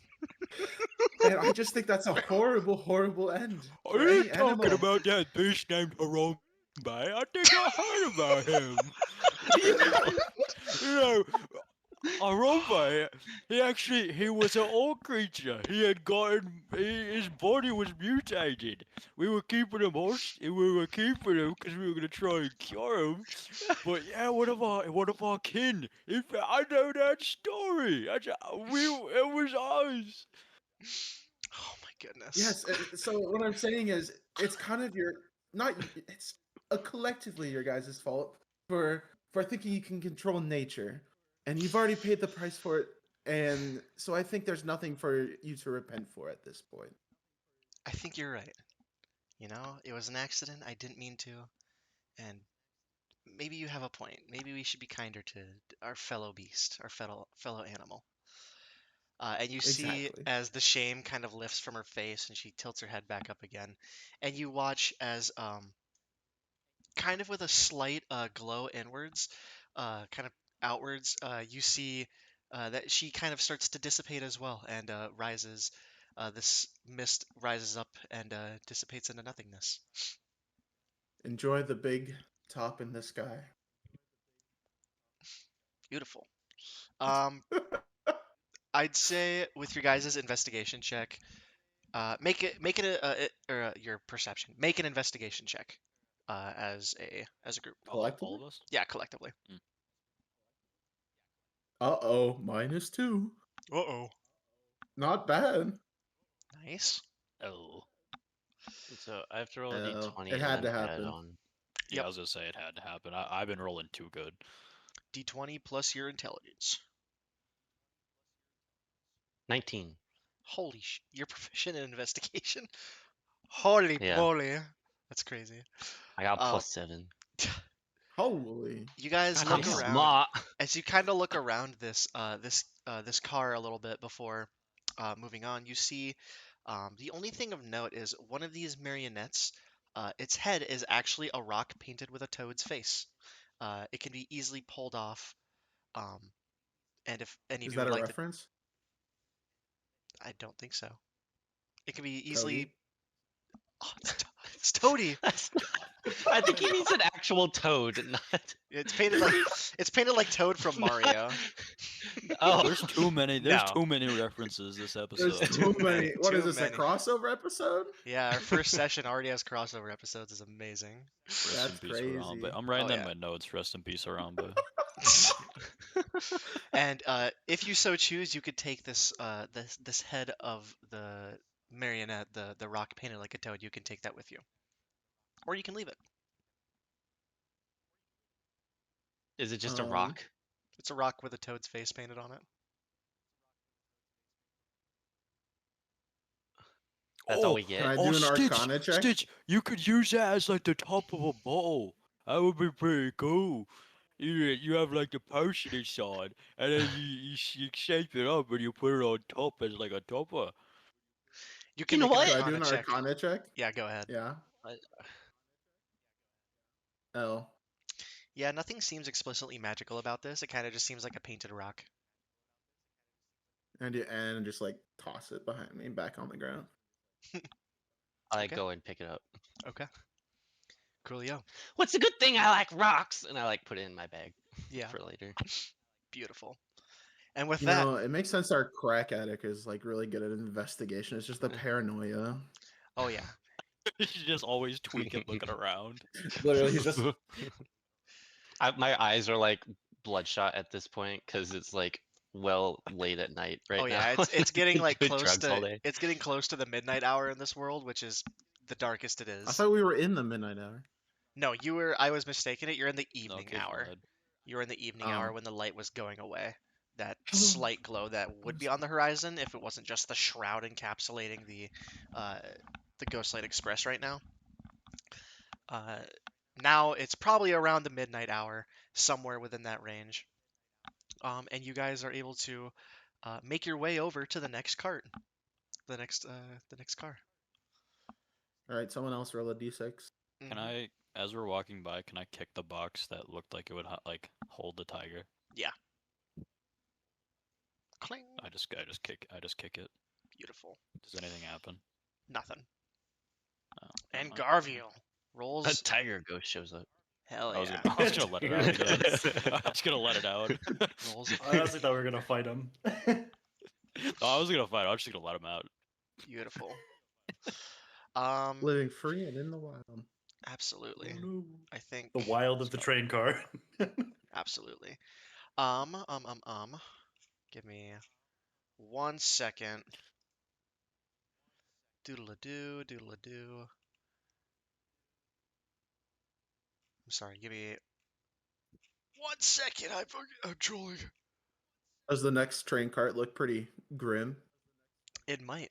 Also, RJ, because you guys made it through, and you found something specific to you in this train car, you get a heroic inspiration. Yippee! What does that do for the people in the back? You get to use it Not to me, though. reroll any of your d20 rolls. Any attacks, any abilities, any saving throws, anything that you roll a d20 for, you get a free reroll if you like. What if Why would I he roll a need that, though? He d10? Could I roll a only- d20 instead? No, That's I know. I'm sorry. I'm not even gonna use that though, because he only rolled 20s. wait, true. I gotta remember what car that is. Okay, it's that one. Let me write it down so I have the order. We just did 6. Yes, now you're on 3, which is you guys roll up, and as you guys enter this new car, let me get the map pulled up for you. It's the same card. It's the same one. Ooh! Holy It's shit. actually. Boink. The potato cart. What You're the not fuck? entirely wrong because this is the dining Yo, cart. the dining card? Hell yeah. Indeed, as you guys all kind of I enter love from food. the left in whatever whatever order you so choose. This dining car is decorated with an eerie elegance, with plush velvet booths, ornate brass fixtures, and wax candles casting a dim, mystical glow. The air carries the scent of gourmet food, though the booths are mostly empty, haunted only by the faint traces of deceased diners. You see that the this dining car has 6 square booths that each would seat 4 people along either side of the car, as well as a large half booth and chairs that would seat 8 people at the very front of it. While most of these are empty, you do see the occasional spirit of souls that would appear sitting in front of like empty plates, gazing out into the mists, and then would disappear. I'm gonna go up to that 8-person one, the 8-person booth. Mhm. Go look inside. Yeah. You don't see anything in here, but as you look back to your party, you see in one of these corners, you see the young, uh, youthful spirit of a boy. And he is in overalls. He's got one of those like train conductor caps on, and he is eating all matter of food hungrily. He's repeatedly conjuring forth long links of sausages, whole turkeys. He's eating steaks. He's got whole bowls of mashed potatoes. Just any food that you can think of. He says it out loud. It appears, and then he scarfs the whole thing down before going again. All the while, his face Justice Gloop looking ass. All the while, his face is racked with guilt as he uh, is shoveling all this food down. Is he I crying? just I look at him and say, "Are you gonna share? Hello? What? Are you gonna share your food? You're eating an awful lot of food for a little boy. I'm just hungry. Someone say food. You just devoured 6 turkeys, 7 hams, 18 sausages. I Mhm. don't know what it is with you and meat, but there's a lot of meat. There was like 4 pork bellies, and there was an entire stick of salami. Like, you're eating a lot of food for a small boy like yourself. Well, I'm trying to eat my feelings away. I get it. I You're a like. little. What do you mean you're a small boy? What kind of feelings do you have at a young age? I just feel real guilty, is all. What are you Oh, guilty of? not this shit again. They told us to go absolve them, buddy. What did you think I was gonna know. I happen? want to hit some shit right now. I'm hungry, and he's eating all the food. Oh, you can Well, get maybe he'll food. share. Just sit down and just say the food you want. It appears right in front of you. It's great. I sit Okay, next so to I him and I Cannot. sit. say, So I sit. Go Yep. ahead. No, you go. You can go. No, it's okay. No, you go. Okay, so I sit. I squeeze into the booth next to him, Mhm. and then I say, roast frog. Roast frog right in front of you. The most elegantly like plated, the most delicious smelling roasted frog you've probably ever seen. I go, and then I grab like a fork, and then I stab it so it's like on a stick, and then I just gnaw on it. Delicious. Best one you've ever had. Yummy. What are Holy you ordering, shit! buddy? And I just like pretty much like bulge it like into the seat, and I like the entire table like rocks because I'm trying to get in there as fast as I can. Yeah, and you're very large. I pretty much do this scene from that one movie. It's like 55 burgers, 55 fries, 55, and just As soon as you say it, like a plate fills up, another plate fills up. There's 55 milkshakes that are falling off of the table and making a mess on the floor, on the aisle. and eventually I just stop. I just start stuffing my face, and I don't even hmm care about this kid anymore. He could Oh, go. it's amazing. I don't. I'm in the zone. I'm just munching. Mhm. Oh I'm yeah. gonna walk over to the kid. And I'm gonna go, boy, what makes you so sad?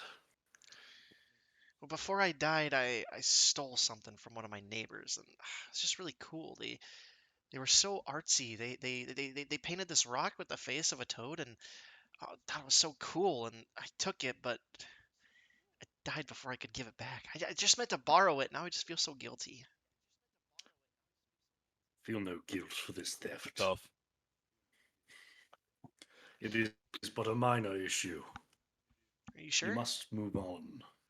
Yes. I just Possessions are only worth in the world of the living. You are now in the world of the dead, and most likely your neighbors as well. I probably. I still just feel bad about not being able to give it back. And in the As next life you shall give it to them. I'm I gonna keep suppose. the rock. You're gonna keep the rock? I'm gonna keep the rock. Oh, great. I like check into my bag to see that it's still there, and I just like close my bag and I just kind of like hold it to, Yeah. to make sure it doesn't leave. I'm tired of fucking being everyone's therapist. Why doesn't everyone just like get over their stuff and like I don't know, take some crack or something? as he's saying that, I like slowly like hand. I'm assuming Stitch is still on like my shoulder, so I just like slowly like put him like give him like a plate, and it's just got like half a hamburger on it or something for him to nibble on. Yeah, yeah, Like I go to my own plate and I order a wheel of cheese. yeah. What kind of cheese are we? Is it a nice stinky cheese? Yeah, it's gonna be the blue cheese, Oh, right? great. Yeah, that has What the one's the stinky one? blue cheese might be stinky. I know it's got the mold that grows in it. Limburger. Limburger's real stinky. Sure. There, Yeah. I'll do the stinkiest one. It smells like a fart, but man, it tastes like a dream. I start nibbling on the cheese wheel. Oh yeah. In true rat fashion, you do start eating the hell out of a cheese wheel. Um, I'd say, Gabriel, make a persuasion check. I'm gonna say one final thing before I do that. Sure. Boy, for every day you linger here in this world, you exist as an abomination to life. Maybe. You must move on. As you hold on and you continue to do this, you make great. You make great. Great. Blah, blah, blah. We got there. We got Whatever, I lost it there. Alright, what is it? Persuasion? Persuasion. How's a 5? A 5. He's like, That works. I mean, even I if think that's the she- thing. I'm just like towering over the boy. Yeah, Just and going, he's like more scared of you than he is like receiving your words, and he just continues eating food, and he's like, I'm just gonna eat my guilt away. I'm, I'm getting a little bit more impatient. My sword's starting to creep out of it. Boy. I don't know what to Now do. is the time to heed my answers. Leave, move on, or die. My sword is like halfway out of the scabbard now. Oh my goodness. He just keeps eating at this point. He's ordering more food. He's ordering some corn. He's ordering some raviolis. Me with my food in my mouth. I'm like, hey, Stitch, didn't you find a rock like that? And I put more food in my mouth. What was that? You found a rock like that? I'm gonna feed into it more. I'm like, yeah, did we? When we were in the last car with the tiger and the crazy lady, yeah, you found that rock. It was kind of like his, wasn't it? Really? No, I found a bottle stopper. I don't know which rock you're talking about. I like put my hand in my bag, very Keeping like your hand on it. suspiciously, and I like hold on to it. Oh my. I'm gonna pick up. I'm gonna pick him up, sticks up. And I'm gonna just like by the scruff of his neck and like move him in front of the boy. Ow, put me down, and I like rustle a little bit. Did you really have a rock like that, mister? Yeah. Let me at him. I like rocks. I just kind of collect them, you know. Me too. That's why I like the one with the I toad just- face. That's They make why I me feel feel so- good. I think the old They lady feel was a nice. collector too. I think that's why I feel so bad. She died before I could give it back, and then I died, so I don't know where it is. Well, I found this one in the car behind us, and I like put it on the table. Wow. I thought I lost that here on the train, but I think you found it. Can I have that? No, it's mine. Finders keepers. But I'd feel a lot better. He's kind of got a point, kid. Like, you stole it, You now want- he stole Yes. it. That's just the way the world works. Like, this isn't even my shoe. And I put my foot up. I was like, if they really, really wanted the rock, then they would have held on to it a little tighter, don't you think? Make a persuasion I wouldn't check. let anyone touch my my lyre. Make a persuasion, Mikey. Can I like intimidate the? the If you'd king like with to the- assist, you can roll with advantage. Yes. Roll with advantage. I roll again. Yeah. Fuck. He seems to be coming around to it. He's like, I mean, you guys are right. You're telling me with the stuff, and it's not.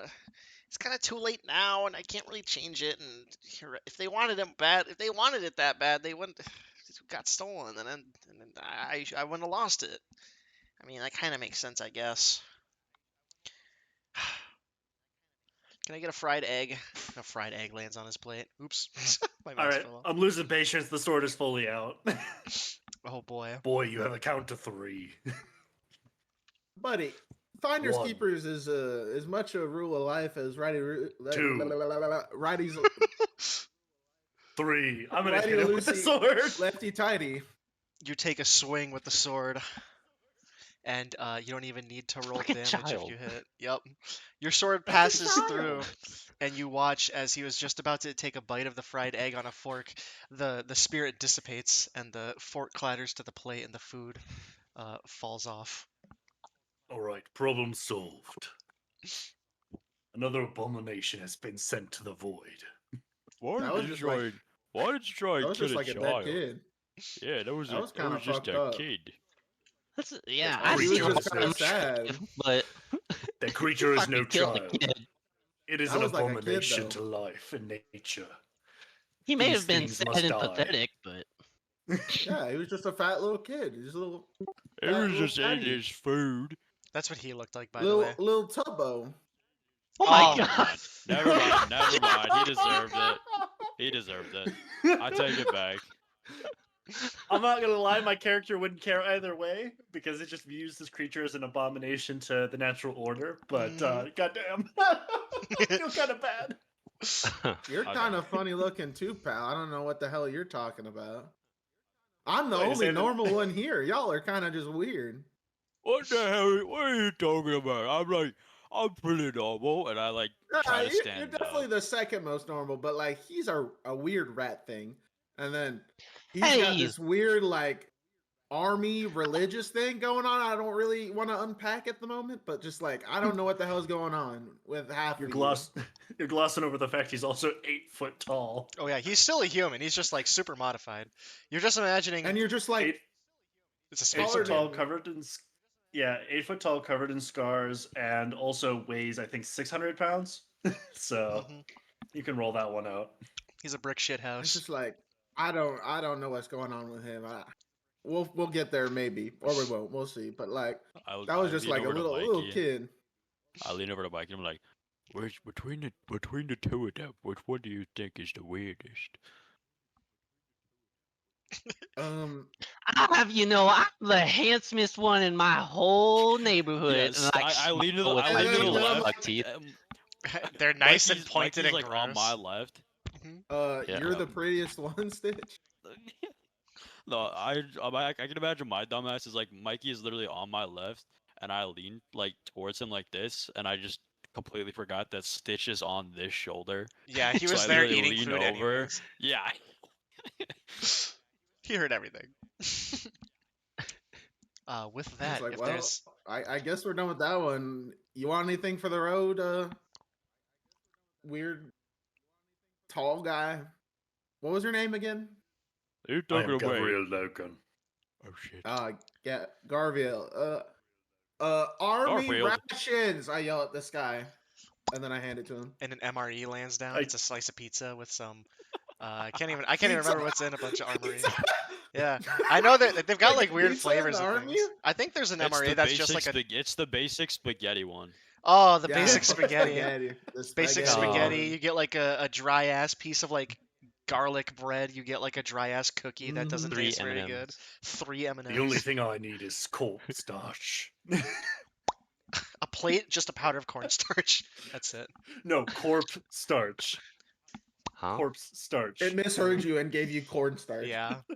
Yeah. Indiscernible. You So have it's- two plates and you don't know which one's cornstarch and which one's corpse starch. I Oh. think Wait, you there's a do. One of perfect them is opportunity. ground up human. Yeah, it would be. With And that, then I Oh shit. I don't I know have if you more Hydromorphine. folks. if you want anything to take with you, you can order it. Otherwise, you can always. Ketamine. I pull out my list of like drugs and stuff, and I just start listing to replenish my stock. Oh God! And Yo, you. Tetrix, you want some of this? What did you just call me? Tetris?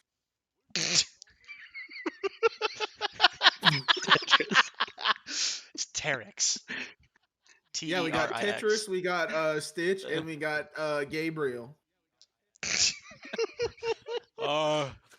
And you look at Terex and he's just his hands are like on his stomach. He just that entire like interaction he was just eating Yeah, like the entire time. So Is I'm he through the good. 55 burgers yet?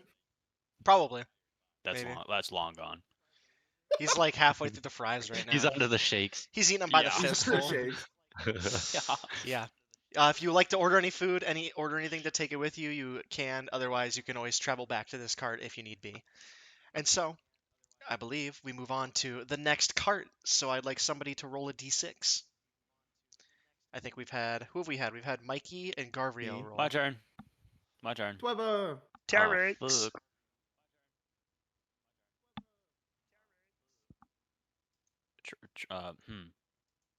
A 3. Well, we already rolled that, so roll again. You A 6. chose poorly. We already did that. That's Juan. roll a d4. Okay, Oh, never mind. wow. Never mind. You're good. You're good. You got a 1. Okay. So that means we go to this one. Boink. Cool. The next one you guys roll up into, this car is eerily quiet, save for a soft creaking each time the train gently rocks. A long corridor stretches down the car's length. 3 sliding doors along the way suggest luxurious private cabins for the train's first-class passengers. As you guys now get to the... Let me get to my map. Open it up for you guys. Time to drug some people. Oh Lord. Boink. In here, in the sleeper car. Oh, we fucking If you want. no. Oh, and you would be over here on the left side is where you enter. Boom! Damn, what kind of train is this that has bedrooms? Trains Or would just have Long those. distance again. trains have those. Do they? It's the luxurious, Yeah. like, first-class bedrooms. Yeah. Oh, Yeah. alright. So in the sleeper car, you see you have this long, narrow hallway. It grants access to these 3 different sleeping cabins. Each of these, as you kind of look through and you see at least 2 of them are unlocked, you see neatly made full beds beside polished mahogany furnishings, set against plush velvet curtains veiling the shroud beyond the window. You see that cabin 1, you aren't able to open. This is the one that is locked. Cabin 2, the only thing of note in this cabin, as you guys check it out, is a brass and wooden phonograph that sits on an end table. And when you turn it on, there's a slow romantic jazz music that plays through. In cabin 3, you see a faint, you hear a faint weeping before you see it. But as you make your way there, you look in and you do see the haint of a weeping young woman, looking wistfully as she stares longingly at a locket of a handsome, mustachioed man with the initials JB underneath the portrait. Oh, fuck! It's another therapy session. This just reminds me of high school. I don't know. Which high school? Yes, what is this thingy you speak of? Well, like before you go to college, you go to high school. Like, did you guys not What do- attend? What's What is college? college? I don't. Well, I think I'm the only educated person here. I was We I have attended guilds, college not for a couple schools. semesters. We have guilds. I don't know. Is that similar? Where you go to learn? I think that's like a frat. What's a frat? So kinda. Oh, Well, I'll Huh? take you to a couple parties, buddy. We'll do some Russian. Don't worry. No, for the task at hand. Well, I can party. I can party real hard. Oh, I bet you could, buddy. We'll go to some crack dens too. That's probably more I, your speed. and I take like another Do another another line. bump. Oh boy. I'm gonna need a bump if I'm gonna have to talk to another Another woman. hate. Can I give you some of that? Yeah, I rummage through my bag again. This time I pull out some psilocybin. He pulls out a nice, funny little Don't shaped eat this mushroom. one. Don't eat. Wait, do you eat this one? Yeah, they're shrooms. Okay, now Yes. eat this I one. pop it eat in. this one. It tastes bitter. Doesn't Alright. taste very good, but it's a I drug. take a bite of frog. Okay. Frogs and mushrooms, a Alright. classic pairing. Yes, sir. I was like, "Hello, girl. What's your problem? Is it the time of the month or?" No. Miss my Yeah, husband. I like No lean up shot. into Terex's ear, and I'm like, I think he's flirting. And I You know, when just, my ex-wife, it was the time of her month, she just wanted some chocolate and some snuggles. So, my friend Stitch here is a great cuddler, I'm sure. And then we can go to the dining car and get you some chocolate. We'll smooth it right out. I just miss my husband. Oh, just kill her. I Just pull out kill my her. sword. I leap Well, forward. honey, wait, don't kill her yet. What? That's a nat well, 20. Oh my. honey, if your husband's Oh. gone, it's probably your fault. You probably neglected him, and you Do don't you need me deserve to him roll anyways. damage? She's Cage? no, you don't need to roll You damage. want the Honestly, it's cancer roll? probably your Okay. fault if She you think about starts it. she starts crying harder, which causes her to double over, leaving her neck exposed as samurai style you would behead her with your nat 20. Like, And Oh, you instantly no, I said instantly just kill her, but I didn't think we were.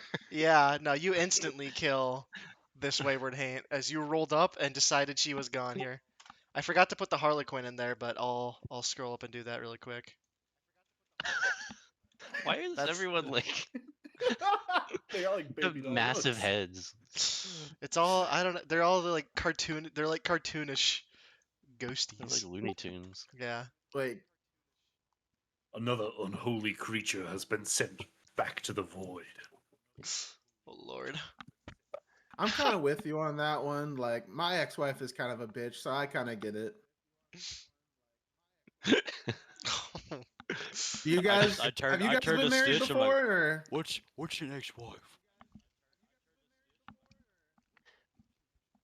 an To me? ex-wife is it's kind of like it's a kind of parasite, honestly. Like, they just take the best years of your life and then leave you with nothing except your clothes on your back and your guitar. So Hey, I at wouldn't least recommend it. you have your guitar. You can at least play music. True. They don't take all your money. Well, it's hard to take away your money if you never really had much to begin with, but they can Hey, take your Paul? hopes and dreams. Hey, Paul, Oh my. I do well enough. you just said you're poor. I mean, I feel bad. nudged Stitch on my I shoulder. was. Stitch poor. You can hear Stitch like squeak laughing. Very funny. Yeah, I guess there's not much more to do here. You guys, first room is locked. Second room had that phonograph was playing jazz. Third one had that wayward haint who was crying over her locket that had the initials JB. And then you beheaded her, and she is now gone, for better or worse. She hasn't really moved on. She's just been disappeared. And so, JG? Not our problem. yeah, that's pretty much it. Roll a D4. We'll just choose one of the next three for you guys to move to. Guess I can roll this one. Mm-hmm. Yeah, you can. Damn right. 3. Okay. 1, 2, 3. Boop. You guys go to this one. This is. There we go. Get your map ready for you. Let you place your Our tokens. party's a bunch of dickheads. Holy Yeah, shit. you guys are. You are clearing through it very quickly. Therapist, all these bitches. Okay. I was only a dickhead on the last one, okay? The other two, I was being very nice. Courteous. Stop. I'm a kleptomaniac. And you guys are now moving to the baggage car. I don't know if I have anything here for what I'm thinking. Give me 1 second. No. Do do do do do do do. The baggage car's musty scent lingers in the air, a strange contrast to its faded elegance. Polished wood paneling and brass fixtures, worn and tarnished by time, line the walls. Heaps of dusty old canvas bags and wooden chests clutter the space, but among them stands a fresh cluster of fine leather travel trunks embossed with the letter D. As you guys could probably make the observation, the baggage car is stuffed with people's baggage, um, so that the main I got areas some don't stay baggage cluttered. too. No way. Can I do an insight check to see if there's anything cool that I see? Could do Or Yo, not perception. insight, Terex, I think there's an perception. Yeah, you could do opportunity. perception. Yeah. Yeah. We're gonna make it big here. 14. A 14.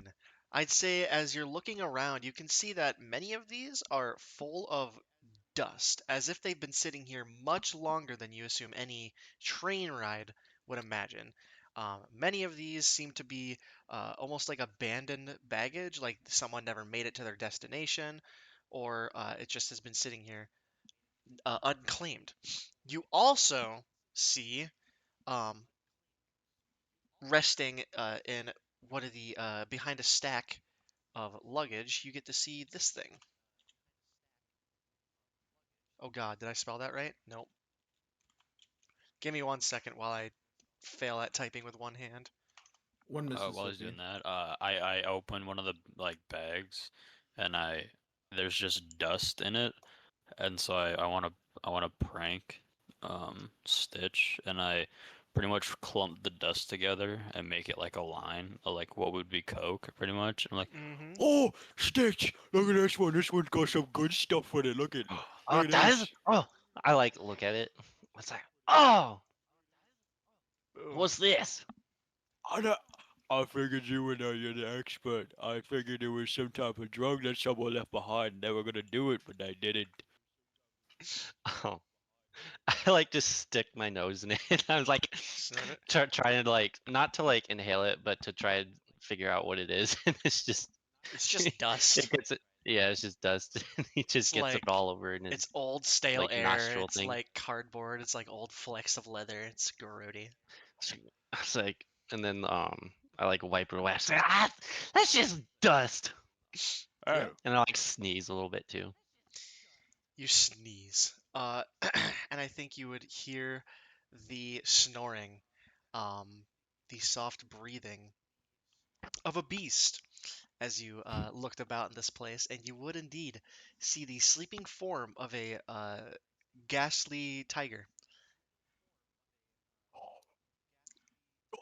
It's, it's the tiger, the one that killed all the people. That one lady let out. It's the tiger. Oh my gosh, Should that's we kill it? spooky. You can That's see on this tiger that there is a little hot iron ring at the base of its tail as it's resting. huh? Like a cock ring Yeah. God on damn its it. tail? What did I just come back to? A cock ring? A tiger with a cock ring. The tiger uh, sleeping behind one of these stacks of luggage as you guys as they were like looking around the room. Um, the only thing that you can make a resemblance to is it bears the same the hot iron ring at the base of its tail bears the same insignia that the Harlequin had and on many of the posters in the circus room in the circus car had on many of the posters. Do we do we kill it? I'm No. not gonna lie. It's kind of cute. I kind of want to keep it as a pet. I kind of I was want to like, pet it. no, we have to just set it free. Why is it here? Are you Well, This telling me beast is we responsible for gotta the death of many. We must kill it. It's see? a wild This is animal. I It's their own agree. fault for chaining it up. It is I an agree Look with out for abomination they to Garfield this deserve. life. time. I agree with Garfield this time. See, the last lady, we just killed her because she was crying, but this thing killed a bunch of people, and that's not very nice. So we should probably Well, kill it. no. In its defense, if I were to tie any one of you up and you killed me as you were trying to escape, isn't that justified? So like, it's just, you know what I'm saying? It doesn't matter anymore. It is a spirit. It does not Is it? belong in this world. Mhm. It needs to move on. It is a I tiger of accidentally ghastly green flame. What did you do, Todd? I accidentally knock over a tower of luggage. I'm gonna see if it hears that. Okay. Chat, we You are knock so it cooked. over, and with a loud thud, you hear I the don't purposefully knock cacophony it over. of a bunch of suitcases crumbling on the floor, and you all like, and you listen, and all you see is it kind of stirs for a second and like readjusts, and it goes back to its melodic breathing as it still seems to be asleep. Stitch, what are you doing, Ah, Stitch? What are you trying to find? I thought this one had gold in it. Are we I killing think this thing? What are we doing with it? We gotta release it, don't we? Should we uh, break a window and throw it out? Mikey, We saw how well that went last. We saw how well that went last time. Remember, the last time a window was we did. broken, it corrupted a bunch of spirits. it only corrupted one spirit. One, the shadowy one broke the window and it corrupted that other spirit. But semantics. We invite corruption in if we open a window. The best solution is to put the beast out of its misery. I don't Mike, know. They seem pretty comfy to me. Mikey, I want you to make an insight or investigation check, or Arcana. Honestly, you can pick any of those three. Inside. Okay.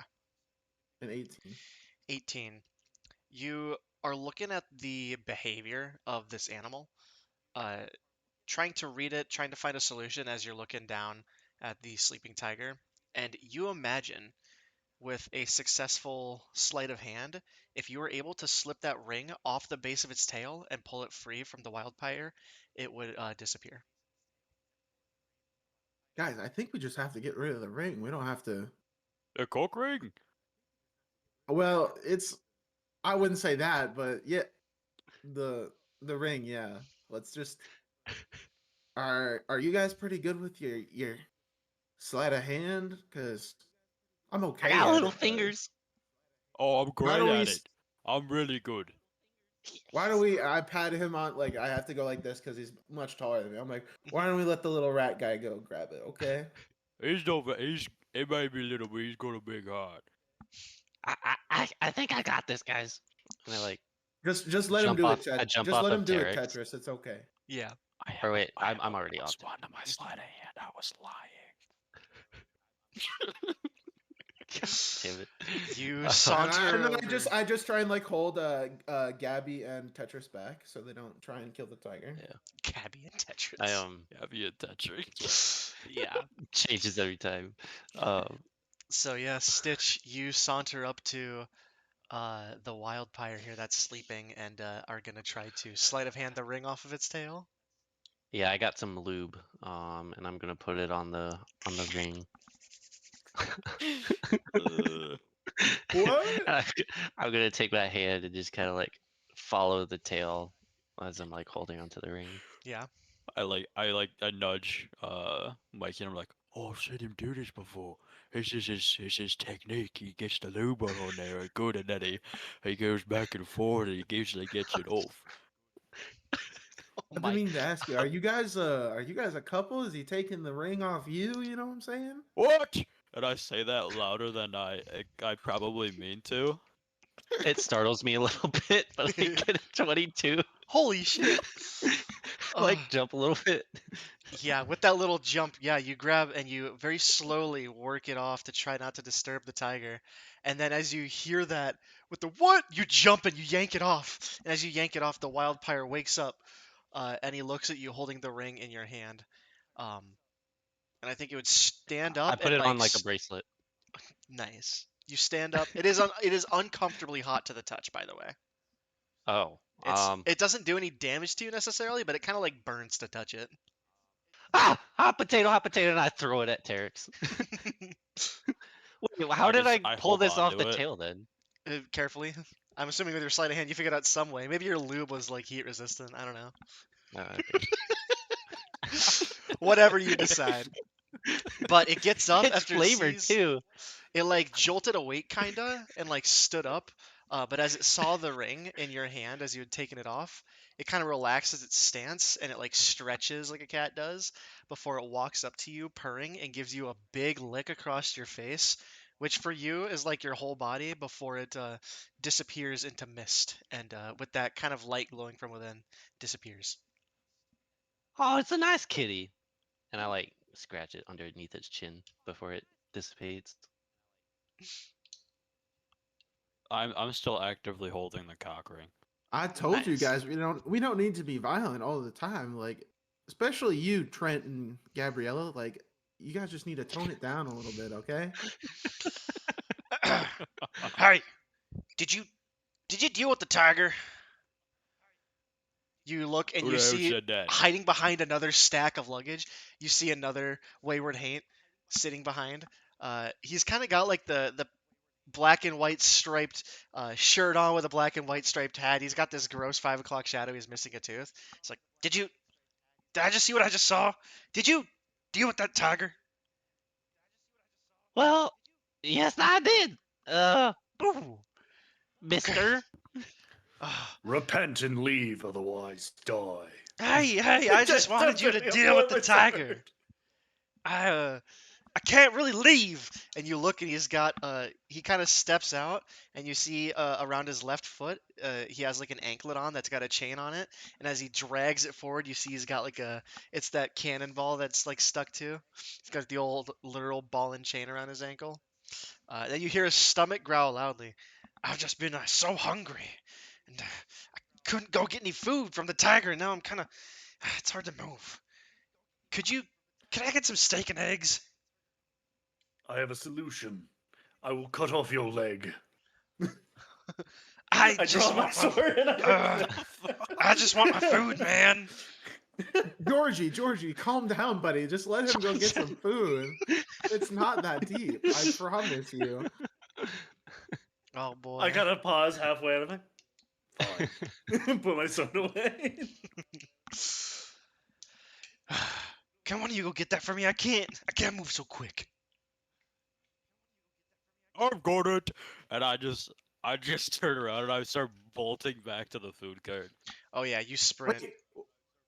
Wait, Waiting. wait, Tabitha, before you go, can you see if the food cart will get us some alcohol? He just called me by the wrong Tabitha. name, so I didn't even realize he was talking to me, and I And just you're keep already running. just out the door. Just run right past Yeah. them. I'm just gone. Yeah, you run back through the sleeper car and you make your way back to the dining car. You order yourself a plate of steak and eggs, and you start And sprinting a back. hamburger. And a hamburger, of course, and a hamburger. Hamburger. And you run back. And in a Hamburger. matter of seconds, since it kind of appears It really instantly when he helps. gets there. Yeah, you pull back up and he's like, thank you. It's been so long since I ate. And he immediately puts on a happy face as he starts digging into the food. In a matter of seconds, he devours it. Content, he wipes his mouth and he pats his belly with a gratified sigh as he, thank you. And then he also disappears. That one was pretty easy. Hmm. Yeah, we're getting pretty good at this team. You just Thomas, it did would've been you easier get to any remove his alcohol while leg. you were in there? I'm just still eating my burger. He's called me by the wrong name, and it wasn't even like even close to relation, so I'm still just eating my burger. I'm like, I Terrence. stand up on the table and I'm like, "Huh?" his name is Terex. That's what I said, Terrence. Terex. That's what I'm saying, Terrence. No, Terex. Are Terrence. you guys talking about me? And I just like look over at him. I don't understand. We're saying the same thing. T. Say it with me. T. T E. E R. R I. I X. X. Terrence. Tarek, no. You almost had it. we'll work on it, Mister. Are you calling me by the Mr. wrong Mike. name? And I do like I stand like over him. Yeah, I was leaning over It's you like by his a small good figure. good 4 feet No, I'm probably. calling you by your name, buddy. I'm also It's drooling a little bit. Terrence. I'm still also drooling a little bit because of the hamburger. So like, there's like a little bits of like slobber that kind of like A drop onto like glob your catches onto your cheek and whatnot. chest. Ugh, Yeah. yummy. You got a little something right there, Terrence. You better not call me by the wrong name. Am I saying it wrong? Is it Tetris? I've been called the wrong thing and all kinds of different names too many times, and I'm sick of it. I will put you in the ground if I need to. Whoa, buddy! I'm not trying to offend And you or nothing. before he says anything, before I even give him the chance to say anything else, I start walking on the next cart. Oh, I what? pick up Stitch and I like put him on my shoulder and I start walking. I do what it like. I'm facing like back at him while I'm like riding on his Yeah. back, and I like do one of these. And then it's just me and Garviel standing there. I'm like, those two are pretty weird, huh, Gabriel? And I like nudge him. I just grunt "Mm," Ugh. and then follow after them quietly. He's busy eating his MRE. My corpse starch. And then like he starts walking away, and I'm just like, and then I follow him. These fucking people. I believe that leaves 2 more cars. So, 1 or 2. 7. 3. Again. You guys are dumb. Those are both odd numbers, so we're going to 1. You're an odd number. Oh my gosh. You guys Just are, so you know, you in guys my are notes, creatures. I wrote that we fixed the tiger by taking off the cock ring. So Good. I'm glad you wrote that We now down. possess a cock ring. It's not a. It's how they identified the tiger, you losers. It's a warming cock ring too. It's a warming one. It's hot. It's Ooh. hot To me, to the it's a touch. bracelet. What did you do but to it? it's a Oh, cock it's ring. yeah. It's just burning into your arm right now. It hurts a little. It hurts a lot. You actually. said I it g- didn't no, I gave cause it to Terex. damage. no, it he doesn't threw it cause at me. damage. Oh, he did. Yeah, he threw it at me. I just had it in my hand. My hands are like Probably completely calloused battered and enough. Yeah. yeah, battered, bruised, and callous. So I don't even feel it. So It feels pretty warm in your grasp, but it's not. It doesn't feel sure, painful. but yeah. So I kind of just like grabbed it and I just like put it in my pack. I was like, okay. Nice. So you guys make your way next to the lounge car. This lounge is one of the understated luxury. What? Let me read that again. This lounge is one of understated luxury. Ebony walls are inlaid with gold geometric patterns. Plush burgundy velvet chairs are arranged for quiet conversation. Soft light filters through frosted sconces, casting a gentle glow on the various haunting landscape paintings that hang on the walls. I believe. Where would they be sitting? You guys walk in. Let me drop these as well. I believe they would be. Oh, really?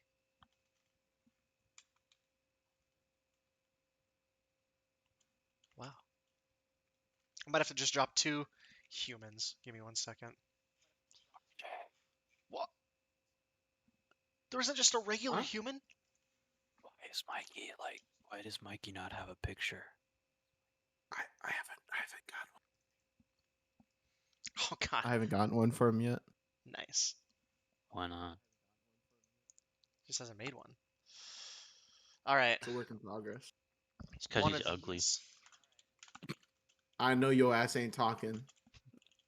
What do you mean? I'm a cute little rat. He's a distinguished. That's Remy, bro. Yeah, go Like, back to come on. munching, bitch. They call me the Ratatouille.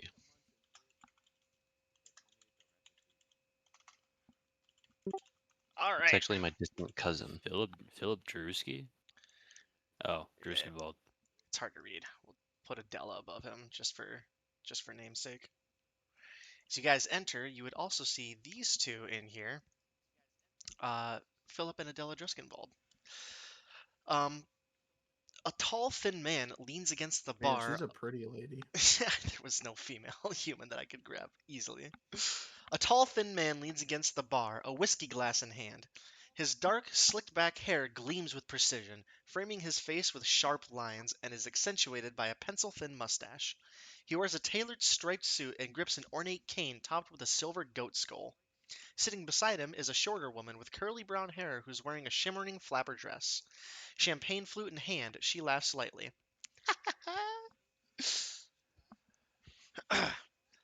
I'd say as you walk in, both of them would look over towards you, and you'd hear the man, "Oh, Adela, honey, I think there's a few more of the living here to discuss maybe some arrangements with." And she, "Oh my gosh, Philip, are you serious?" And she turns around and looks at you. She's like, "Oh, they're real!" And she jumps out of her chair and hustles over to you guys real quick. "Oh my gosh, are you guys also living?" So far. I try to pass my hand through her like the other things. She leans her head into your hand. She's like, "Don't worry, honey, I'm a real one." When I just lean see to that, Stitch I and like, this one's real. This one's real. Mm-hmm. Oh, I, so's my I start to husband. sniff her. I smell I, her. I kind of nod at Terex's words. And I'm just like, grunt of approval. Mm. So what's got you on the Ghostlight Express? That's a good question. Well, We were given tickets. Yeah, we got free tickets. Yeah. yeah, the vagrant's weird like that. He kind of knows where he needs to take people. Kind of like me. I kind of know things, but you won't know until you figure it out, you know? Are you a fortune Yeah. teller? Because you know things. Well, Read my fortune. Read my fortune. sure. She pulls you over to the bar next to her husband, Philip. Sure, here. Let's see. Do you know what tarot cards are? No. Okay. Well, the cards and they'll kind of tell you a little bit about your future depending on which one is drawn, and it's kind of up to the fate of the universe. It helps divine the way forward. So sit down here, and I need you to focus. Just sit and be one with yourself. Be one with yourself. And I need you to roll a d20, Terex. Oh boy. I feel like my character would try to grab more than one on accident. She's drawing them 12. for you. Oh, dumb. Yeah. 12. Excuse me. Roll again. Oh, My fault. okay. Damn, he doesn't fuck with me. That's my fault. D20 again? Yeah. I have 4. some of these are important for later in the story. I have some of these picked out for you guys, but you're also going to roll an additional one just for fun. And that was a what? A 4? Uh-huh. Ooh, the Emperor. You ever wanted to complete control over your life? You're in luck. The Emperor promises that in spades. Sure, you got to do a bit of the work first, but break some habits, change a belief or two. But if you do that, you'll be the one dealing the cards, not losing the game. I'm going to run up to the table at the name, mention of the Emperor, and go, "Woman, I heard the Emperor's name. You know the Emperor." Oh, it's just the card, honey. I'm sure it's not the one you're referencing, but I'm sure it's great all the same. I I'm smelled going it to like wrong. reach out and try and grab the card. You look at it, and you would see the picture of a crocodile folk with a nice top hat brimmed with a feather. He's got a nice kind of patchwork red shirt buttoned. He's got a necklace of that has bones hanging off it till you get to the middle. Has a skull. On one hand, he has a long list, and the other hand, he has a writing quill as he's sitting down in a stone chair. This is heresy. I tear the card up. You try, but you can't tear it. Something about this magical item is hard to tear. I can't tear the tarot. Nope. Try as you might. She's like, "Oh, honey, those are for reading fortunes. I've enchanted them myself, so I don't ever break them or damage them. See?" Divine smite. Oh God. Try as you might, you hack at this thing. And I think the man would stand up and he'd rush over. And he'd point his cane at you, which would start glowing at the end with a purplish black light. And he says, "Adela, do we have a problem here?" "Oh, Philip, I'm sure it was nothing. I'm sure he's talking about a different emperor. I think he thinks this one's some type of religious. I don't know. I think we're good though, right? You tell me." I'm gonna. This god I'm. is heresy. It "Oh, it's not preaches my of the false god. idols. He's not a god. It's just a card." I'm gonna scurry off of Terex's back and Yeah. climb up onto the table, stand up, and be like, "Do me next. I want to know my future." Ooh, you're a cute little one, ain't you? You kind of stink though. Hey, I I'll have you know this is my natural pheromones, and I like Basking act all all your proud about bask in it your too. glow. Well, I'm sure Yeah. that pulls all the little plague-born. We haven't visited there in a while. We should go there, Philip. Whatever you say, my sweet. Whatever you say. As he lowers his cane and puts his hand on the small of her back, and then she's like, "Sure, little rat man, let's do yours. Sit down, steady yourself. Get All ready." right. The stool's a little bit too short, and A now little it's bit. just my head over the table. Roll a d20.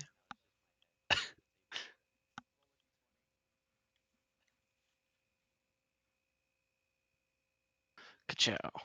By the way, Cage, I have 10. to still work for the rest of the night. I still have quite a bit of work to get done. Okay. Are we wrapping up in the next hour or so? Probably, yeah. Cool. Thank you. If we finish this car, we'll wrap up and then we'll continue next time. Does that sound good for everybody?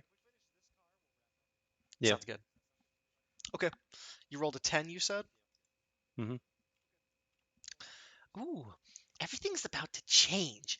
Fate can be a bit scary when you have no control, but don't fret. What is to come is the direct result of the choices you've already made. Since the Wheel of Fortune never stops spinning, you can always make new choices to correct the path. All You right. get. Let me write it down. Boink. Boom. And yours has a picture of another croc folk. This one seemingly undead, however, as it sits at a poker table, cards all flung in the air about, and a large, almost looks like a poker chip or a roulette wheel adorns most of the bottom part of the card. Oh, that's just so fun. I gotta say, what are you guys' Uh, names? I didn't even introduce myself. I am a bit of a diviner, a little bit of a fortune teller. I can see with my second sight. Oh my gosh, what's your name, little rat man? my name is Stitch Plaguewick. I'm the greatest alchemist in all of Blueburn, Bu- Blue Bubonia. Wait, I got you. Bubonia. I took the notes. What he said. Yeah. Nice. Oh, my goodness. Any What in the... concoctions, any drugs, I got 'em. Oh, I'm sure you do. What about you, Mr. Orc? What? What's your name? Tarek. Oh, hi. She holds out her hand. I am Adela. And she shakes your hand. Now, the other two. Do you want your fortunes read? I suppose. Might as well see what's got in store for me. Sure, sure. She pulls you over. Says the same thing. Center yourself. Focus. And roll a d20.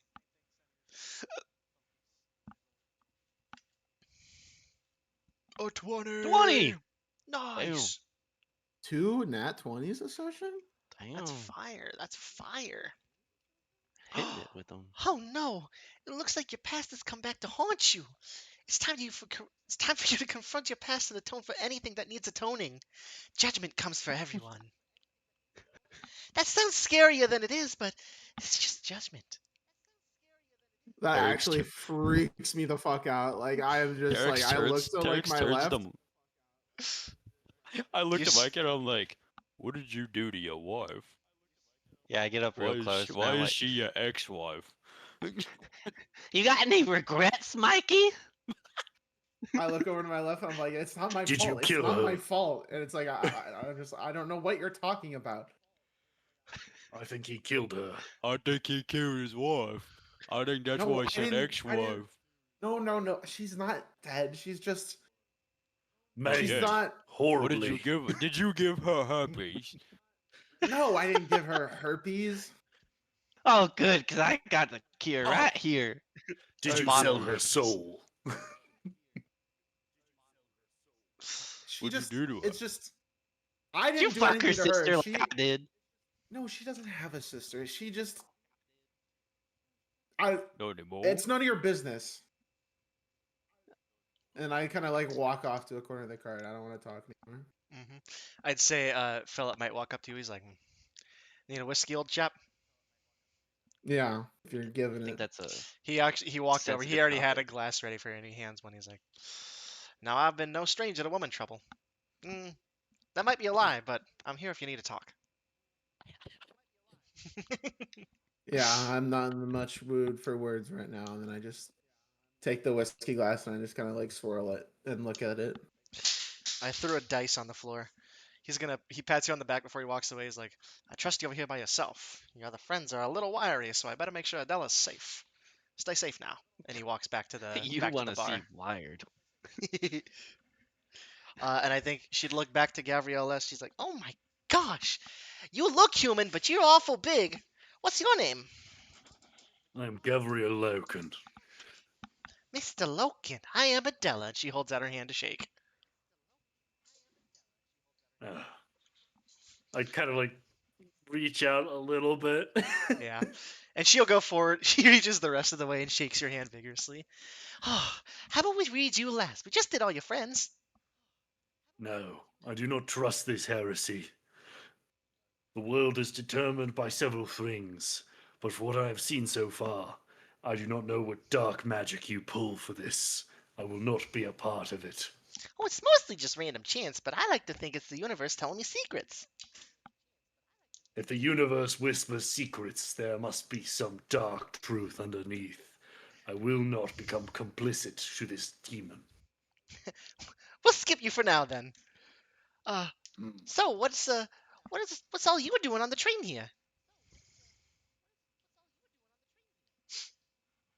I am here for my divine purpose, to murder all Xenos, to defeat all demons, and to re-establish the God Emperor's name, and also stop some sort of calamity that I'm not quite sure of. Very nice. "Wow, that sounds so scary.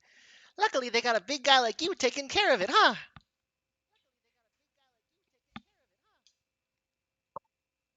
"Okay."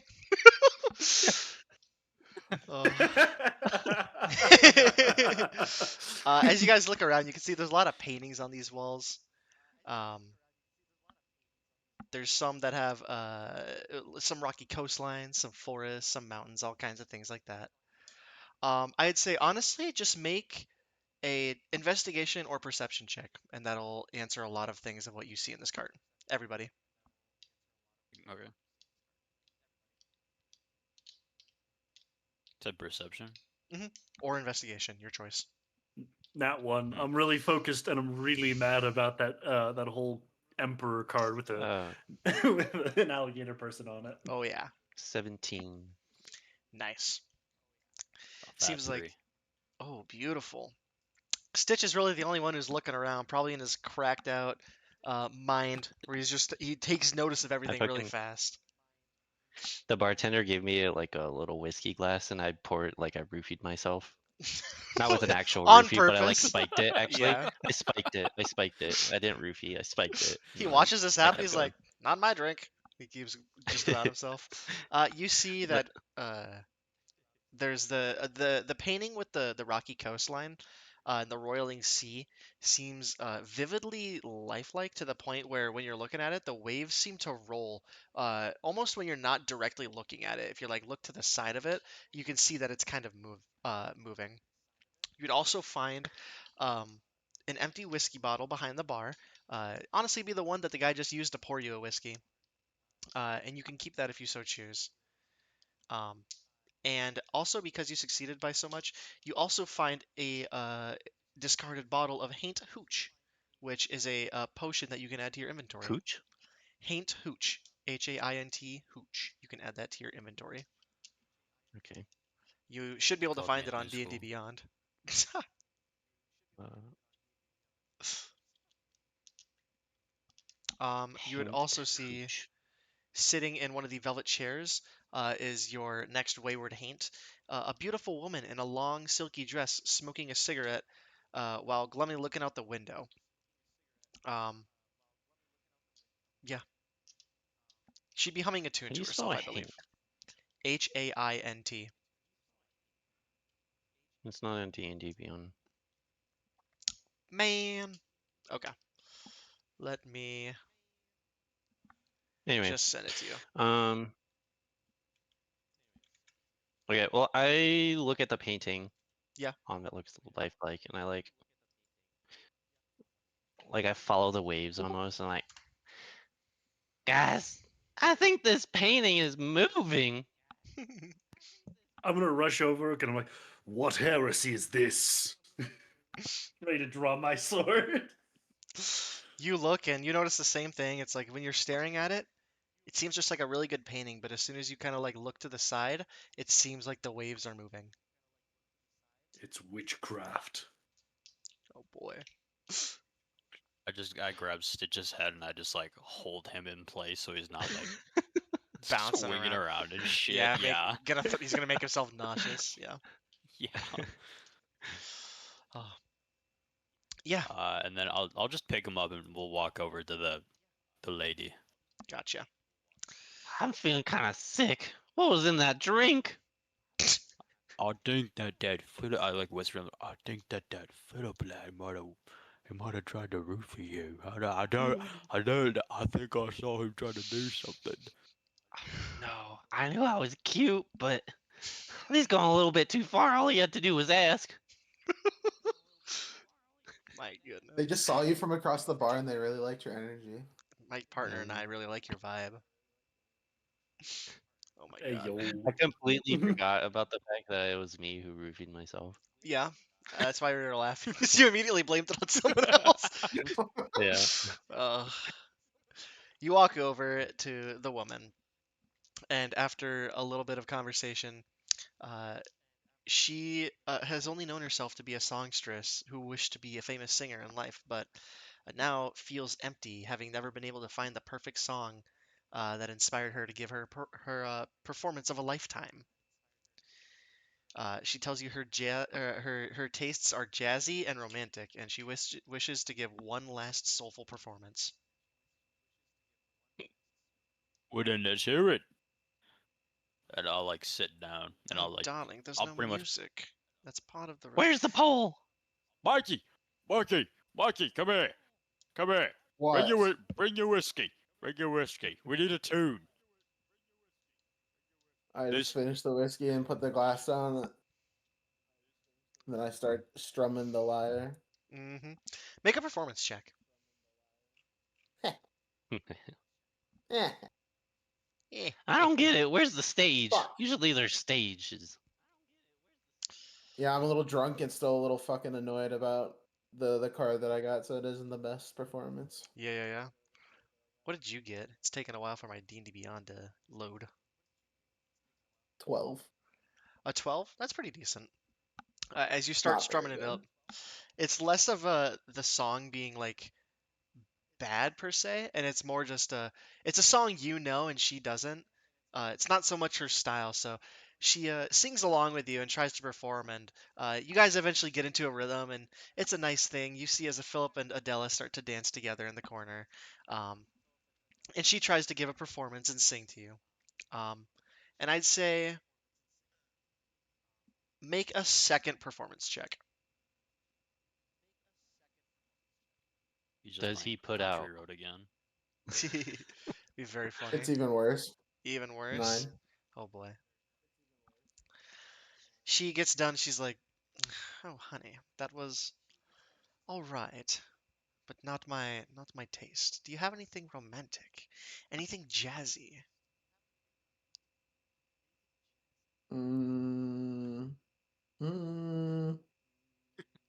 Stitch just starts tweaking with his hands. Doing jazz hands. Mhm. You can make a history check if you'd like. Sure. Nope. Oh my gosh. Well, Terex and Stitch, did you guys also say you were going over to the woman? Yeah, because you called him over. Yeah. I'd say both of Yeah. you can also make a history check after hearing what she requested. Sure. I'm not much for love songs anymore, sweetheart. Nothing great. So this is a +4, but it's actually a +5. Yeah, yeah. It's 23. Jeepers. You do 24. remember seeing a Okay. very nice shiny phonograph in the sleeper car that was playing some slow, jazzy, romantic music. Sorry, say that again. I spaced out. You do remember seeing in the sleeper car, in the second cabin, there was a very nice shiny phonograph playing some slow, romantic, jazzy music. Oh, is that important? She's He requesting, wants us to get it and play it for her, you fucking please, dumbass. or kill her Holy because shit, Todd. that's also what Hey, you've are been you doing. sure that your God. character's drugged up, or are Yeah, you did you shoot up before we I started Right. mean, playing? just to get Was there more into the role? ketamine? I'm just playing my part here. It's like, Yeah. Sure, buddy. so what I'm gonna do is I'm gonna start humming the actual tune that I heard from that recorder. Okay. Uh, I want you then to make a performance check at Performance. advantage. I had advantage. So this Yeah. is a +0, even though this says plus. Okay, never mind.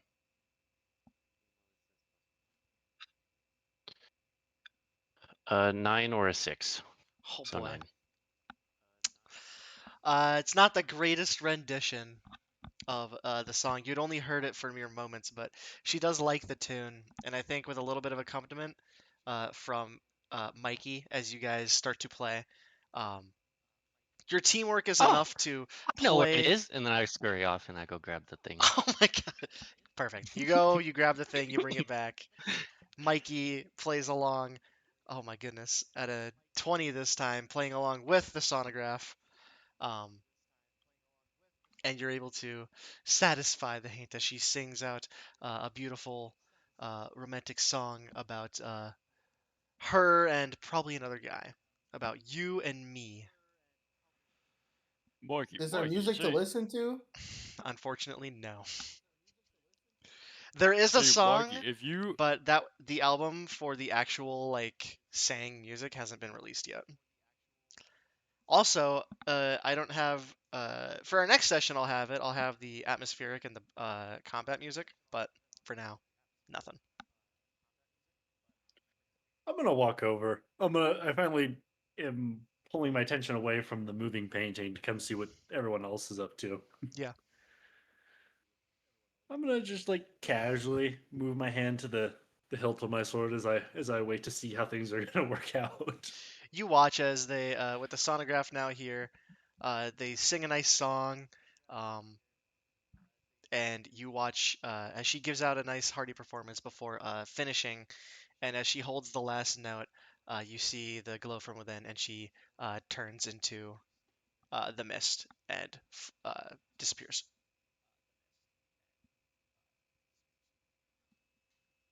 And you've completed another car.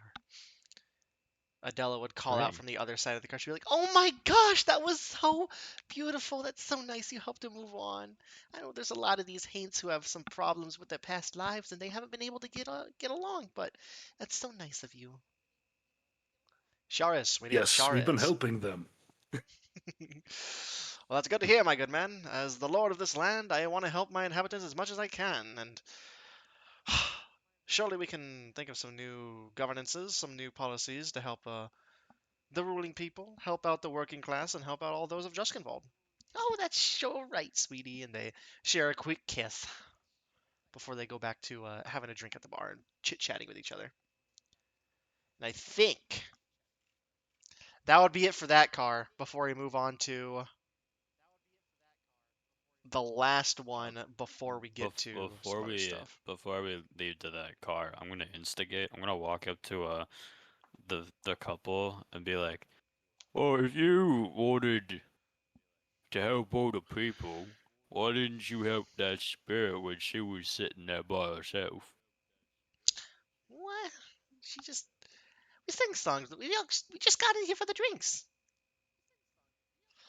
We didn't know So what she you wanted. just, if you're a higher up in this land, and I wouldn't say your job is to help people, but you definitely look over people. Why didn't you? We You didn't look didn't over see her. this person. We thought she was just having a good time in here in the drinks. That's why we're here. We just got here 5 minutes She before you looked did. pretty sad to me. I'm just saying, Well, a aren't you good the ruler perceptive one? And she reaches up and pinches your would. cheek. I turned around and I started walking away with a fucking weirdo. I'm gonna go walk up to Terex. I'm gonna go walk up He's to Terex. blushing. We all see him like walk away, and he's blushing at the same time. Yeah, I'm he's gonna definitely walk up to blushing. Terex, and I'm gonna go. I think they might be part of the problem. Do you think they are enemies? To be honest, I was just giving them shit.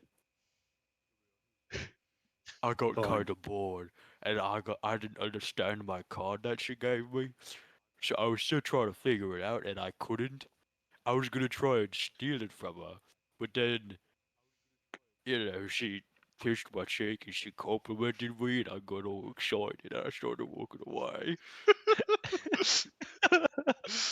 Oh boy. The ring burns a little bit hotter. The ring's a little tight, if you know what I'm saying. Oh my god. Did his pants just get smaller? What happened? Uh, All right. Before you guys head on to the next cart, you want to stop there? Is that good for you guys? We level up, right? Not yet. Yeah. yeah, we had a You combat. level up 3 times. Whoa. Yeah, for That's each crazy. We card. level up once per spear, right? Yeah. Ooh. That was the 5th one, Yeah. so. You know, Level I'm 6. not the DM or anything, but I don't know if there's punishments for actually helping them or if